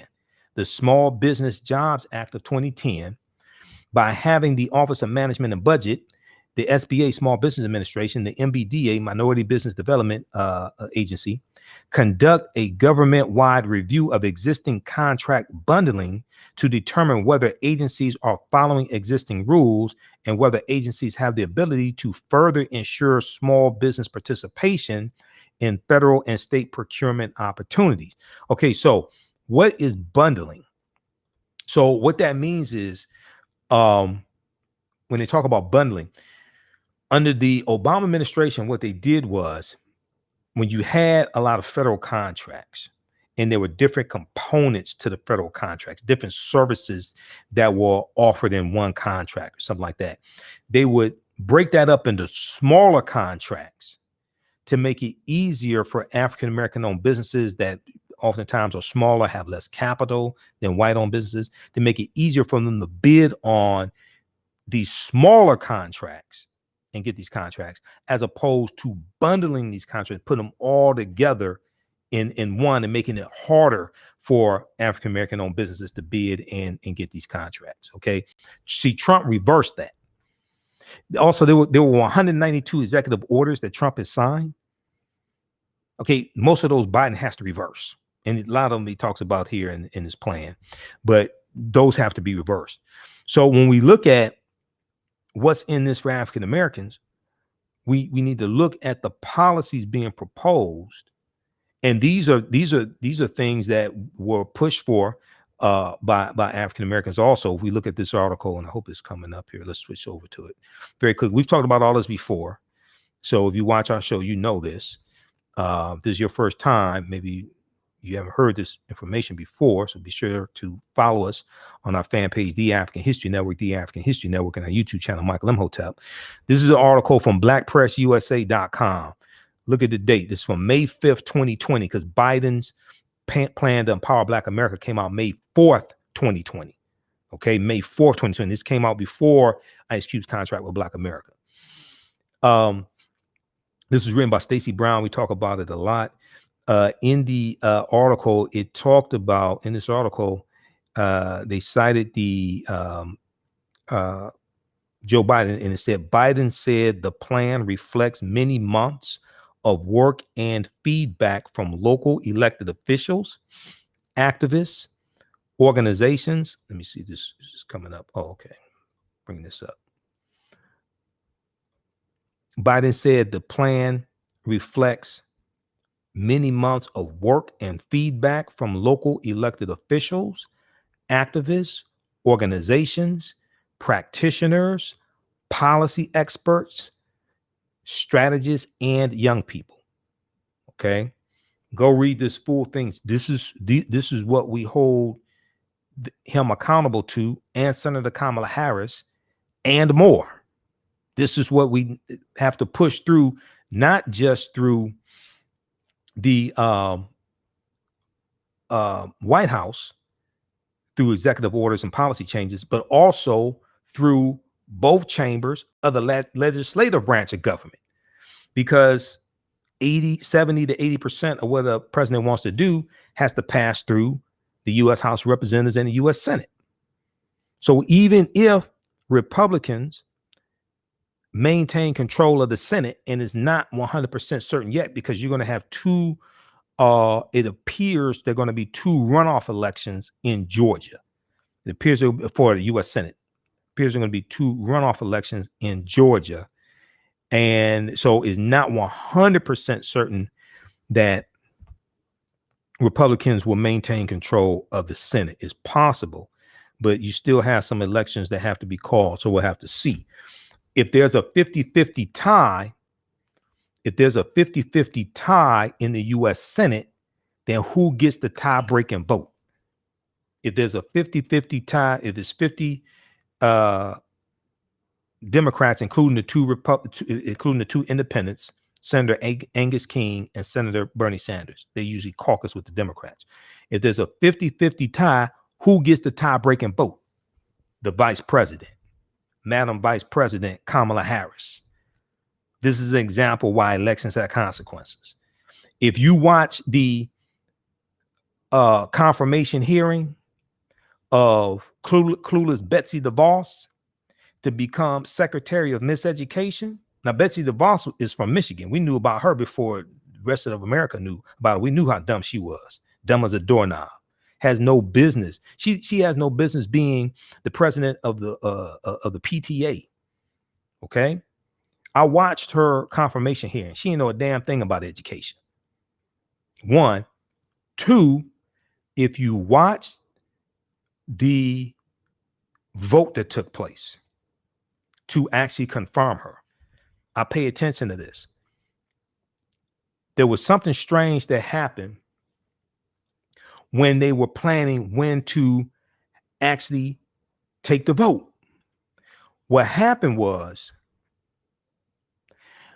the confirmation vote for Senator Jefferson Beauregard Sessions III of Alabama, for him to be confirmed as Attorney General, his confirmation vote was supposed to take place before Betsy DeVos' confirmation vote.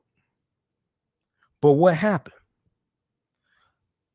Senator Majority Leader Moscow Mitch McConnell, who controls the Senate because Republicans are in the majority in the Senate, and the Senate Majority Leader controls the Senate. He pushed the date of Jeff Sessions' confirmation vote. He pushed that back to the week after Betsy DeVos. Well, why was that? Because Mitch McConnell can count. He knew they only had 50 votes to confirm Betsy DeVos.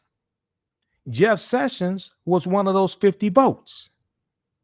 He knew if they had Jeff Sessions' confirmation hearing, the confirmation vote before Betsy DeVos, then Jeff Sessions would be confirmed as Attorney General.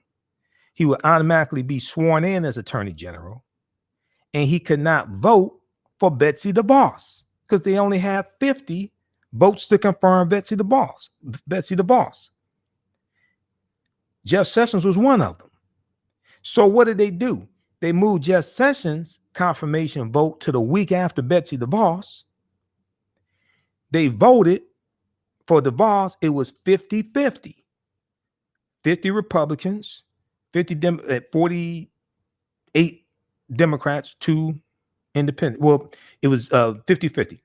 Okay. There's 2 independents, and I think it was either 48. They may have had, I think they had one Republican who dissented and voted with the Democrats. Okay.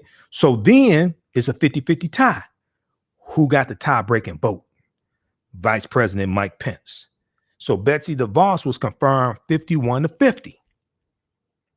See, they're playing grandmaster level chess. Most people, because like when I do lectures across the country, I ask people about that. They did not see what happened. I saw what happened because I remember when they announced when Betsy DeVos' confirmation hearing was taking place. And I said, wait a second, Jeff Sessions is supposed to take place first. And then they said Mitch McConnell changed the schedule and moved Jeff Sessions back a week. I said, oh, I know what they're doing. We don't understand how the game is played. Game recognizes game. You can't slick a can of oil. I know what's taking place. All right. This is an example of how elections have consequences. Okay, so let me just take a quick look here at okay, let's update Washington Post. We'll update the election updates. We'll update that.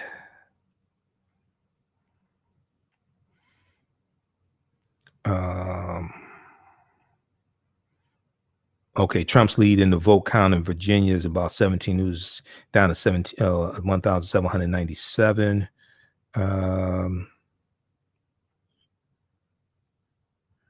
Okay, they talk about the Georgia Senate runoff races. The battle for control of the Senate headed into a 2-month overtime as Georgia prepares to host 2 runoff elections January 5th, 2021, that are likely to determine which party controls the chamber, with the potential to dramatically alter the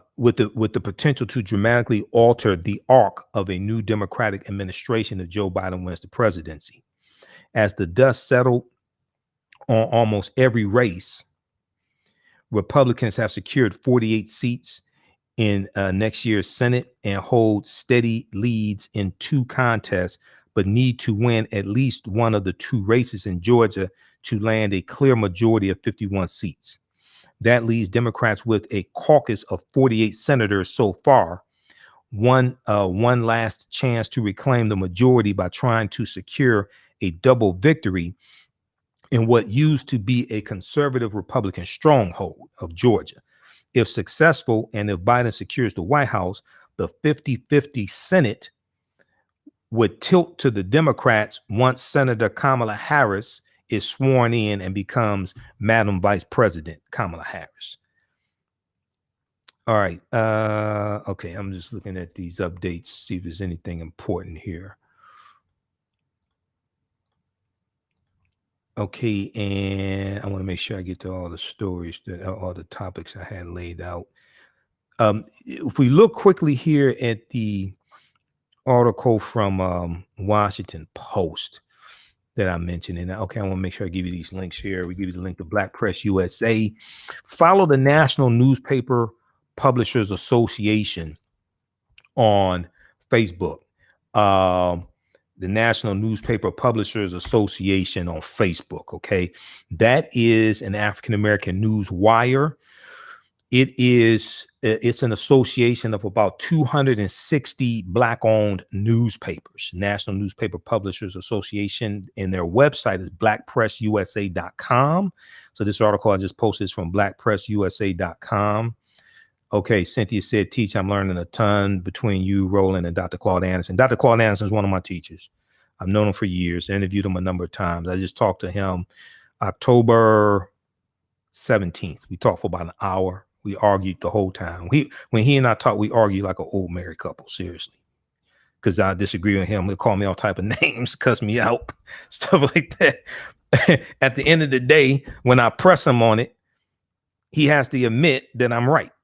99% of the time, when I press him, I'm like, "Doc, you know that's bullshit, right?" And then I press him on it. He has to admit I'm correct. So, and I'll be on Roland's show tomorrow. I'm on every Friday. And actually, when I used to guest host Roland's nationally syndicated radio show in 2016, that's how we connected. When I was on the Empowerment Radio Network, I brought Dr. Claude Anderson on Roland's show and interviewed him. A lot of people don't know that. I had Dr. Claude Anderson on as a guest on Roland's radio show. Okay. I also had Dr. David Imhotep on, the author of the book, The First Americans Were Africans, Documented Evidence.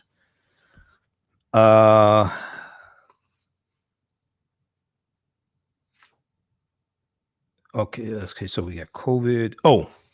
751,000 people filed for first-time unemployment benefits last week. NBC News and Washington Post reported on this, as well as New York Times. Around 751,000 people filed for initial jobless claims last week, a lower total than the prior week's revised total of 758,000 and an indication of a sluggish but steady workforce recovery.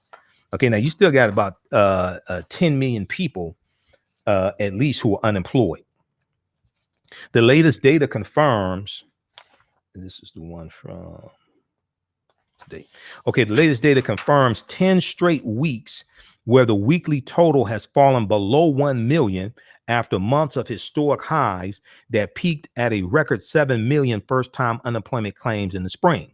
Continuing claims, which show ongoing unemployment totals, also trended lower last week after hitting a high of almost 25 million earlier this week. Okay, 700,000 is still crazy. Week after week after week after week. This is like the 30th straight month, basically over 700,000. However, this data could also mean that claimants have used up their allotted weeks of regular state unemployment and moved on to a different compensation program. Thursday data comes ahead of the closely watched monthly jobs report from the Bureau of Labor Statistics, which is expected to show that the economy gained around 600,000 jobs in the month of October. Around 22 million jobs have been lost as a result of the pandemic, with just over 10 million jobs yet to be recovered. Okay, so it's just over 10 million jobs that still have to be recovered. It's expected that half of these jobs that have been lost are not coming back. We know that 41% of African-American owned businesses, okay, have gone out of business as of April. Okay, Forbes.com had this article, small business black. Forbes.com had this article that broke this down, looking at the report from the New York Federal Reserve.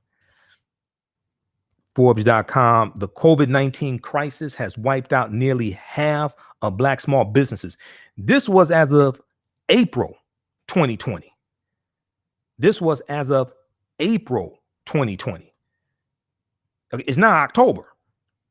It's probably at least 50% now. Let's look at this quickly here. You've heard me talk about this before. We'll read this full article.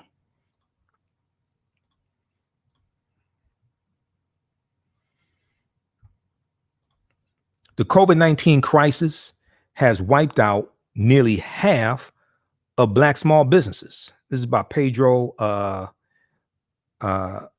Nicolasi da Costa. This is from, what's the date on this? August 10th, 2020. It's not October. Nearly half. Let's blow this up and then playing the videos. All this. Everybody see this. Go read this article. We'll give you the link. Nearly half of black small businesses have been wiped out by the end of April 2020 as the pandemic ravaged minority communities disproportionately, according to a report from the New York Federal Reserve. Black-owned businesses were more than twice as likely to shutter as their white counterparts, the report found.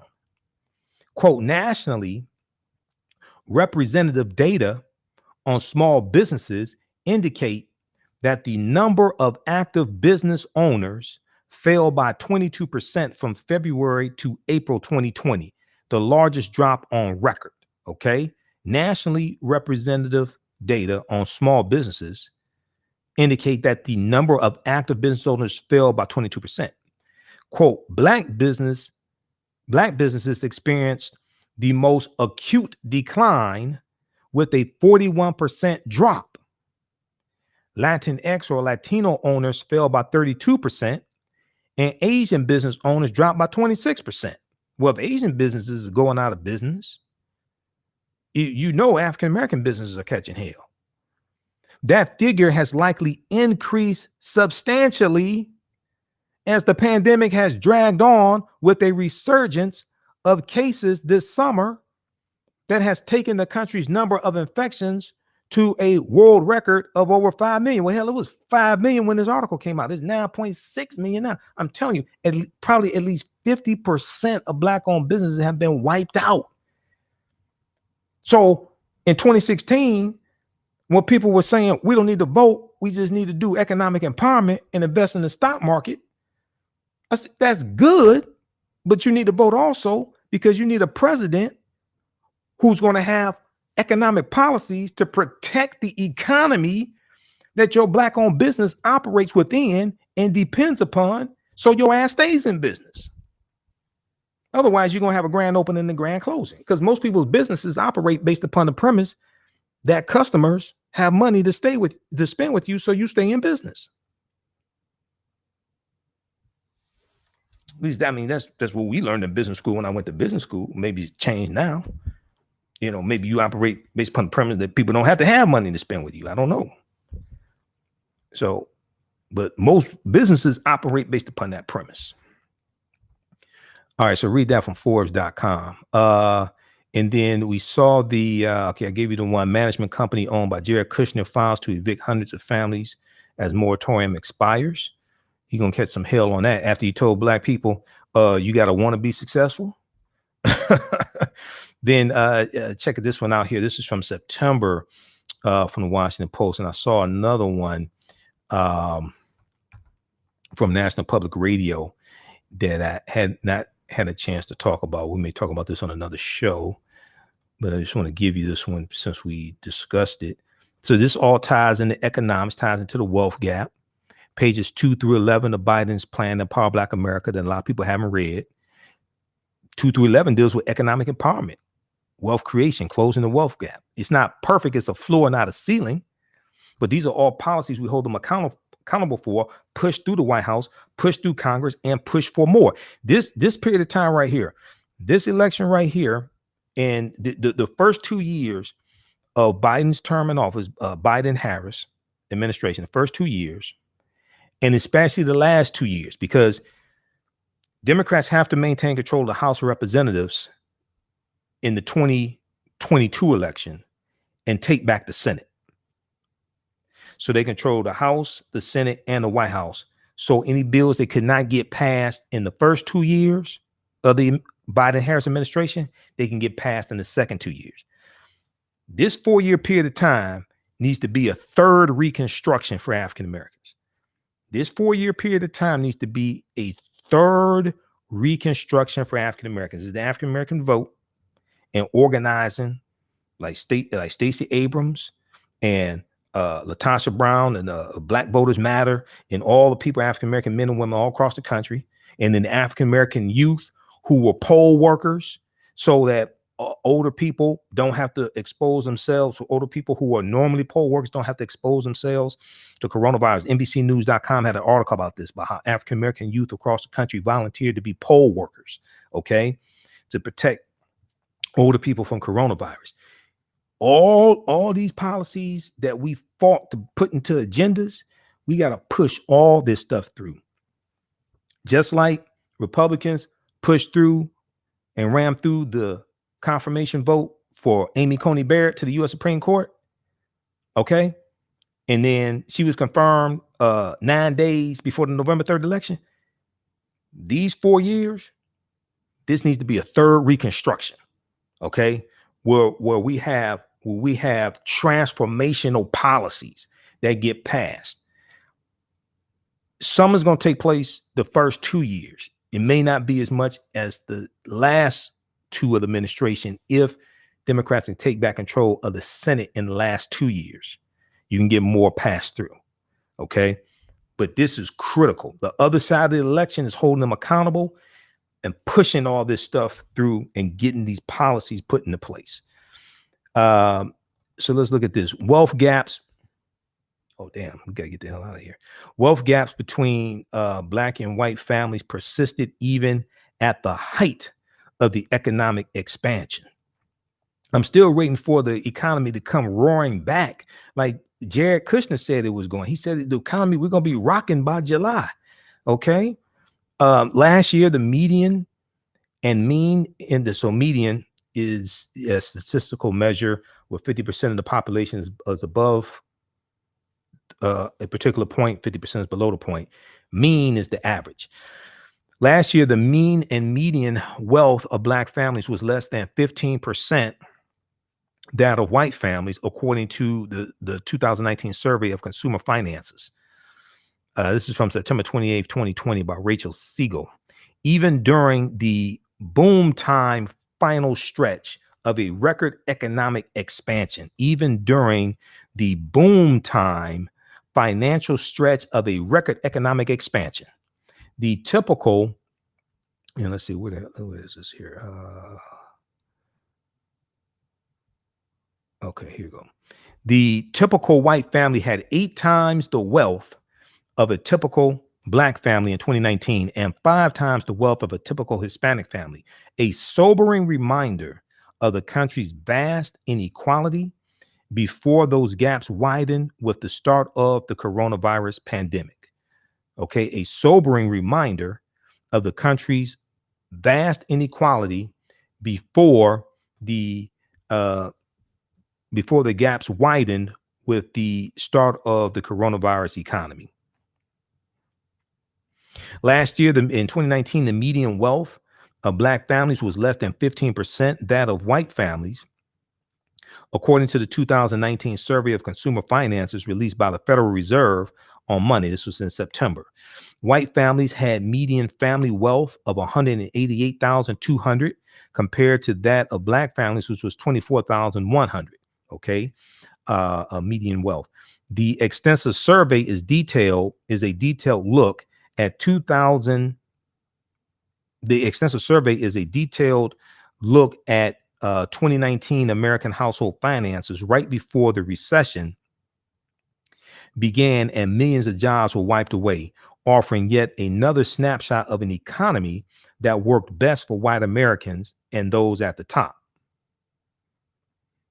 Those disparities laid the foundation for a recession that has been painfully unequal, with the worst of the crisis over the wealthiest Americans, with the worst of the crisis over for the wealthiest Americans, while others scramble to make rent or pay for groceries. Now, we just talked about, we talked about this yesterday. 8 million Americans have slipped into poverty as of May 2020 because of this coronavirus economy. NBCnews.com reported October 16, 2020, 8 million Americans slipped into poverty amid coronavirus pandemic, new study says. Researchers looked at the devastating financial effect the pandemic has had on Americans, with Blacks, Latinos, and children faring the worst. Read this article here from NBCnews.com. 8 million Americans slipped into poverty amid coronavirus pandemic, new study says. This is from October 16th. All this is connected. All this is ties to policy. And this is what happens when you have somebody incompetent in the White House who doesn't understand economic policies, who gets idiotic economic advisors like Larry Kudlow, okay, and who doesn't read their presidential daily briefings, because if he had and understood what he was reading, he would have known there were warnings about coronavirus in his presidential daily briefings in November and December 2019. This is what happens when you have somebody who has declared war on the scientists for the past 3 years. This is the result of that. These are the consequences of that. Okay, let's go back to this quickly here. So those disparities laid the foundation for a recession that has been painfully unequal, with the worst of the crisis over for the wealthiest Americans, while others scramble to make rent or pay for groceries. Last year, for example, the typical white family had $50,600 in equities they could tap into in an emergency, compared to just $14,400 for the typical Black family and $14,900 for a Hispanic family. Quote, these gaps in emergency savings are particularly relevant in light of the COVID-19 pandemic and associated job losses, because the 2019 survey of consumer finances, because the 2019 survey of consumer finances data were collected just before the onset of the pandemic, these gaps in savings suggest large disparities in families' ability to weather the pandemic, end quote, according to a Federal Reserve staff research note attached to the survey. At the same time, families near the bottom of the income and wealth spectra saw substantial gains in their median and mean net worth between 2016 and 2019. Families near the bottom of the income and wealth spectra saw substantial gains in their median and mean net worth between 2016 and 2019. As the unemployment rate ticked down to 3.5% by the end of 2019, the benefits of a tight labor market were finally reaching communities still climbing back from the Great Recession. The last time the Fed conducted this extensive survey was in 2016. Okay.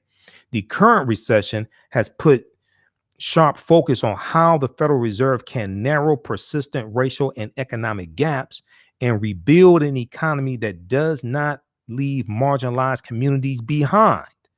Build back better. That's what we have to do. Build back better. But it's unclear how exactly the Fed can use its broad-based tools, be it setting interest rates or hitting an inflation target, to mitigate the country's racial inequality.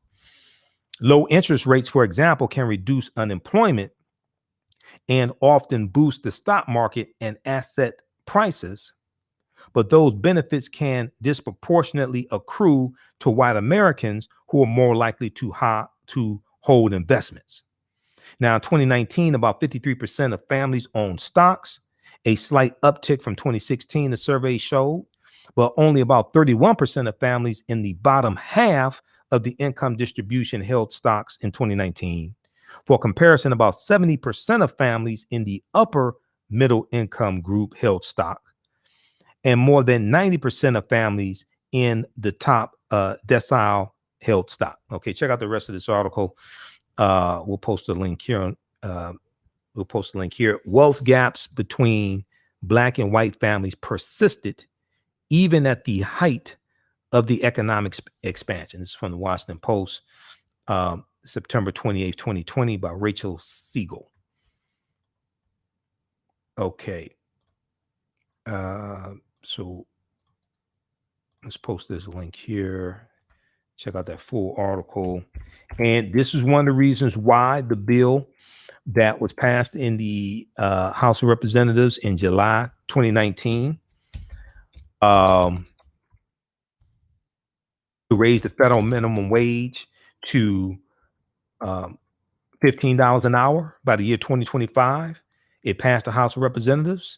Okay, this is why it has to pass the Senate. It's being blocked in the Senate. Okay, raise the federal minimum wage from $7.25 an hour to $15 an hour. Now, that's not a ceiling. $15 an hour is not a ceiling. That's a floor. We're not talking about people getting rich on $15 an hour. But when you do that, when you raise the federal minimum wage from $7.25 an hour to $15 an hour, it will lift about 40 million people out of poverty. Okay, it'll lift about 40 million people out of poverty. And then let's see here. Last two articles, and we're gonna get out of here. If we look at Box.com, we've talked about this last week sometime. Let's see here. Let's bring this up. Go read this one. This talks about in 2019, Democrat. Now, I'm neither Democrat nor Republican, but I'm also not stupid. I study policy, and I see whose policies are most beneficial for African Americans. I see who keeps blocking those policies. House Democrats have passed nearly 400 bills. Trump and Republicans are ignoring them. This is from November 29th, 2019. Legislative paralysis gripped Capitol Hill well before impeachment started. Okay. This is from Box.com. There were 433 bills that Democrats passed in 2019 in the House of Representatives. 80% die in the Senate. They talk. Here's a list of major bills in the House passed since January 2019. They deal with health care, civil rights, Paycheck Fairness Act, which is important. Check that one out. Also, I think they have it listed here. Raising the federal minimum wage, raising the wage act. I think that's it. HR 987, other major legislation. I think that's it. But they passed the bill to raise the federal minimum wage to $15 an hour. Passed the House, stuck in the Senate. Here's why that's so important. Here's one reason why it's so important, not the only reason. When we talk about Black women's equal pay day, you've heard me talk about that before. The average African-American woman makes 61 cents for every dollar the average white male makes. It takes the average African-American woman 20 months to make the same amount of money that the average white male makes in 12 months. Okay. African-American men make about 79 cents on every dollar that the average white male makes. Let's go to this one here from blackenterprise.com. This is going to be it. Let's see, switch over here. Read this full article. Black women lose out over $1 million in their careers thanks to the wage gap. You've heard me talk about this before. Black women lose out over $1 million in their careers thanks to the wage gap. Now, this is from October 17th, 2019 from blackenterprise.com.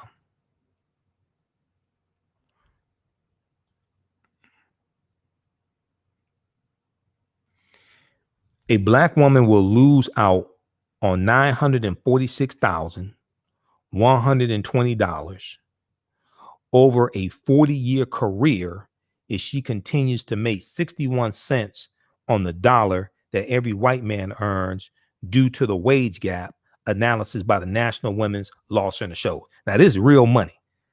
This is the result of policies, laws, racism. Racism is a system of advantage and privilege distributed based upon race. Racism don't have nothing to do with not liking people, calling people racial epithets, calling people names, things like that. No, racism is a system of advantage and privilege distributed based upon race. Racism occurs when one race of people control the majority of the wealth, power, resources, benefits, privileges, land, access to opportunity, access to education, jobs, healthcare, media, marketing, etc. And they use that to marginalize, subordinate, and do harm to another race of people.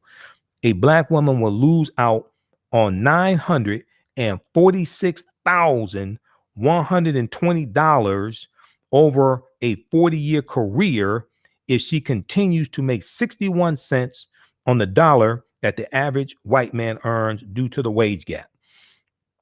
Quote, assuming that, man, can I close out some of these videos? Maybe not. What the hell? All right. Assuming, hold on. Let's stop this one.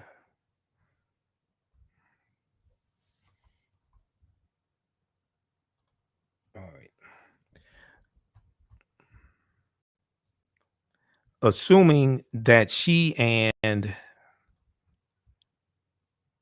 her white non-Hispanic male counterpart began work at age 20, a Black woman would have to work until she is age 86 to catch up to what a white non-Hispanic man has been paid by age 60, the press release states.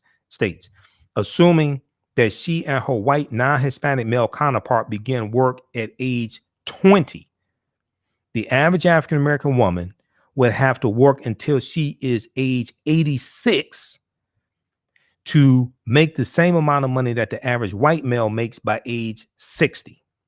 The National Women's Law Center found that Black women face even larger pay disparity in certain states. In the state of Louisiana, Black women are paid on average 47 cents for every dollar their white non-Hispanic counterpart makes, which is the worst state for Black women's wage equality. 47 cents. On average is 61 cents. I think it may have gone up to 62 cents for the year 2020, but in Louisiana it's 47 cents. Okay.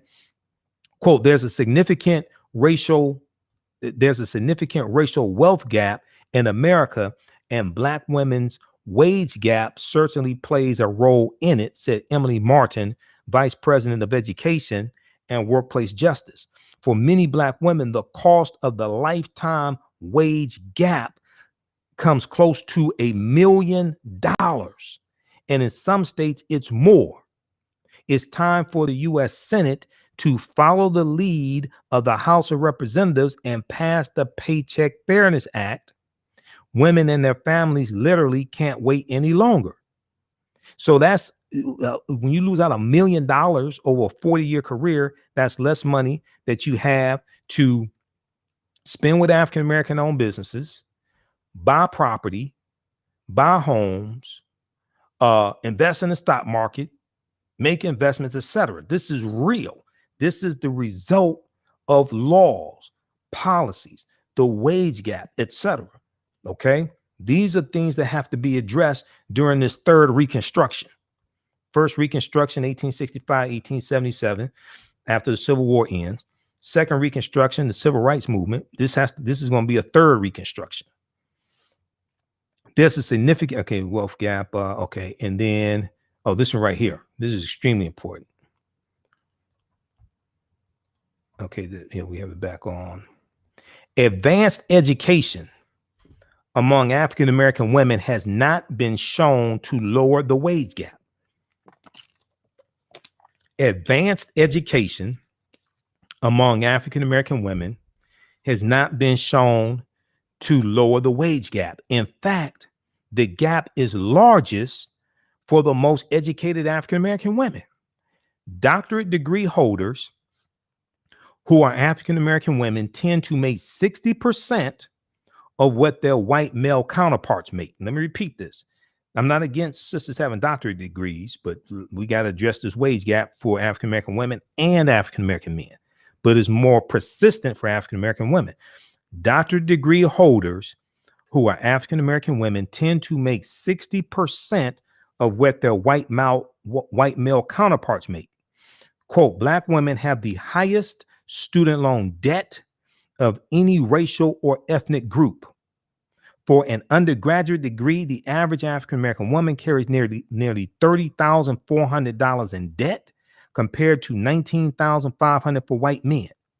The wage gap lessens Black women's ability to pay off educational debt, creating an additional barrier to saving money that could be used to buy a home, start a business, or used for emergencies, the report said. This is real. Same thing applies to African-American men. Okay. African-American men carry more student loan debt as well. All right. Than white people. And when we're making about 79 cents for every dollar that the average white male makes, we're trying to pay back student loan debt. Okay. We want to buy a house or what have you. Okay. That impacts us as well. So these are all policies. These are all issues that have to be addressed through policy, through laws. All right. So check out this article here from blackenterprise.com. Black women lose out over $1 million in their careers thanks to the wage gap. This is by Justin Barton from October 17th, 2019 for blackenterprise.com. All right. Hey, if you all like this type of information, you can donate to the African History Network, $ the AHN Show through Cash App, $ the AHN Show through Cash App, then also through PayPal, paypal.me/the AHN Show, paypal.me/the AHN Show. Because it takes a lot to do these shows and be here 6 nights a week now instead of 1 night a week. Normally we just did Sundays, but starting October 12th, we're on 6 nights a week, Monday through Friday, 11 p.m. to 12 midnight. And we keep going over for some reason. And then we're still on Sundays, 9 p.m. to 11 p.m. Eastern Standard Time. We broadcast on 9:10 a.m. the Superstation WFDF here in Detroit, and also on our social media. And week instead of 1 night a week. And through PayPal also, if you want to set up for a recurring donation, a monthly donation, you can do that also. If you want to advertise with the African History Network, email us at customerservice@africanhistorynetwork.com. Customerservice@africanhistorynetwork.com. You can advertise on our nightly show, and we can get you up and running in a day or so. And African American business owners, post name your business here on the thread of the broadcast also. Okay. All of my DVD lectures are available at our website, africanhistorynetwork.com, africanhistorynetwork.com. And we have my presentation, 6 Principles of Political Self-Defense, Understanding How Laws and Policies Impact the Economic Conditions of African Americans. 6 Principles of Political Self-Defense. And then we have a lot of my DVDs and bundle packs also. And then we have the bundle pack, The Africans Who Were Here Before Columbus. The Africans Who Were Here Before Columbus. And this is it's like an 8 DVD bundle pack, includes my double lecture with Dr. David Imhotep, who wrote the book, The First Americans Were Africans, Documented Evidence. How you doing, Sherry? Also my presentation that I did with Professor Kaba Hiawatha Kamene, one of my teachers. We dealt with the African presence, African presence in the Mississippi Valley in early America, something like that. It's from like 2013. It's a 4-hour lecture we did. Include some other presentations in there also. Okay. That's on sale, $50. It's like an 8 DVD bundle pack. All right. Look, hey, we have to get out of here. We'll be back Friday. And look out for me on Roland Martin Unfiltered. Also, we share his daily digital show on our Facebook fan page, The African History Network. I'm on the panel every Friday. And he's on 6 p.m. Eastern Standard Time live, Monday through Friday. Okay, follow him on his Facebook page, Roland S. Martin, and on YouTube at Roland S. Martin, also on YouTube. Remember, at the African History Network, we focus on educating, empowering, and inspiring people of African descent throughout the diaspora and around the world, because right now it's corrects wrong behavior. What you do for yourself, what you do to yourself, and what you allow other people to do to you and get away with is based upon what you think about yourself. Right now it's corrects wrong behavior. It's not over till we win. Wakanda forever. We'll talk to you tomorrow night.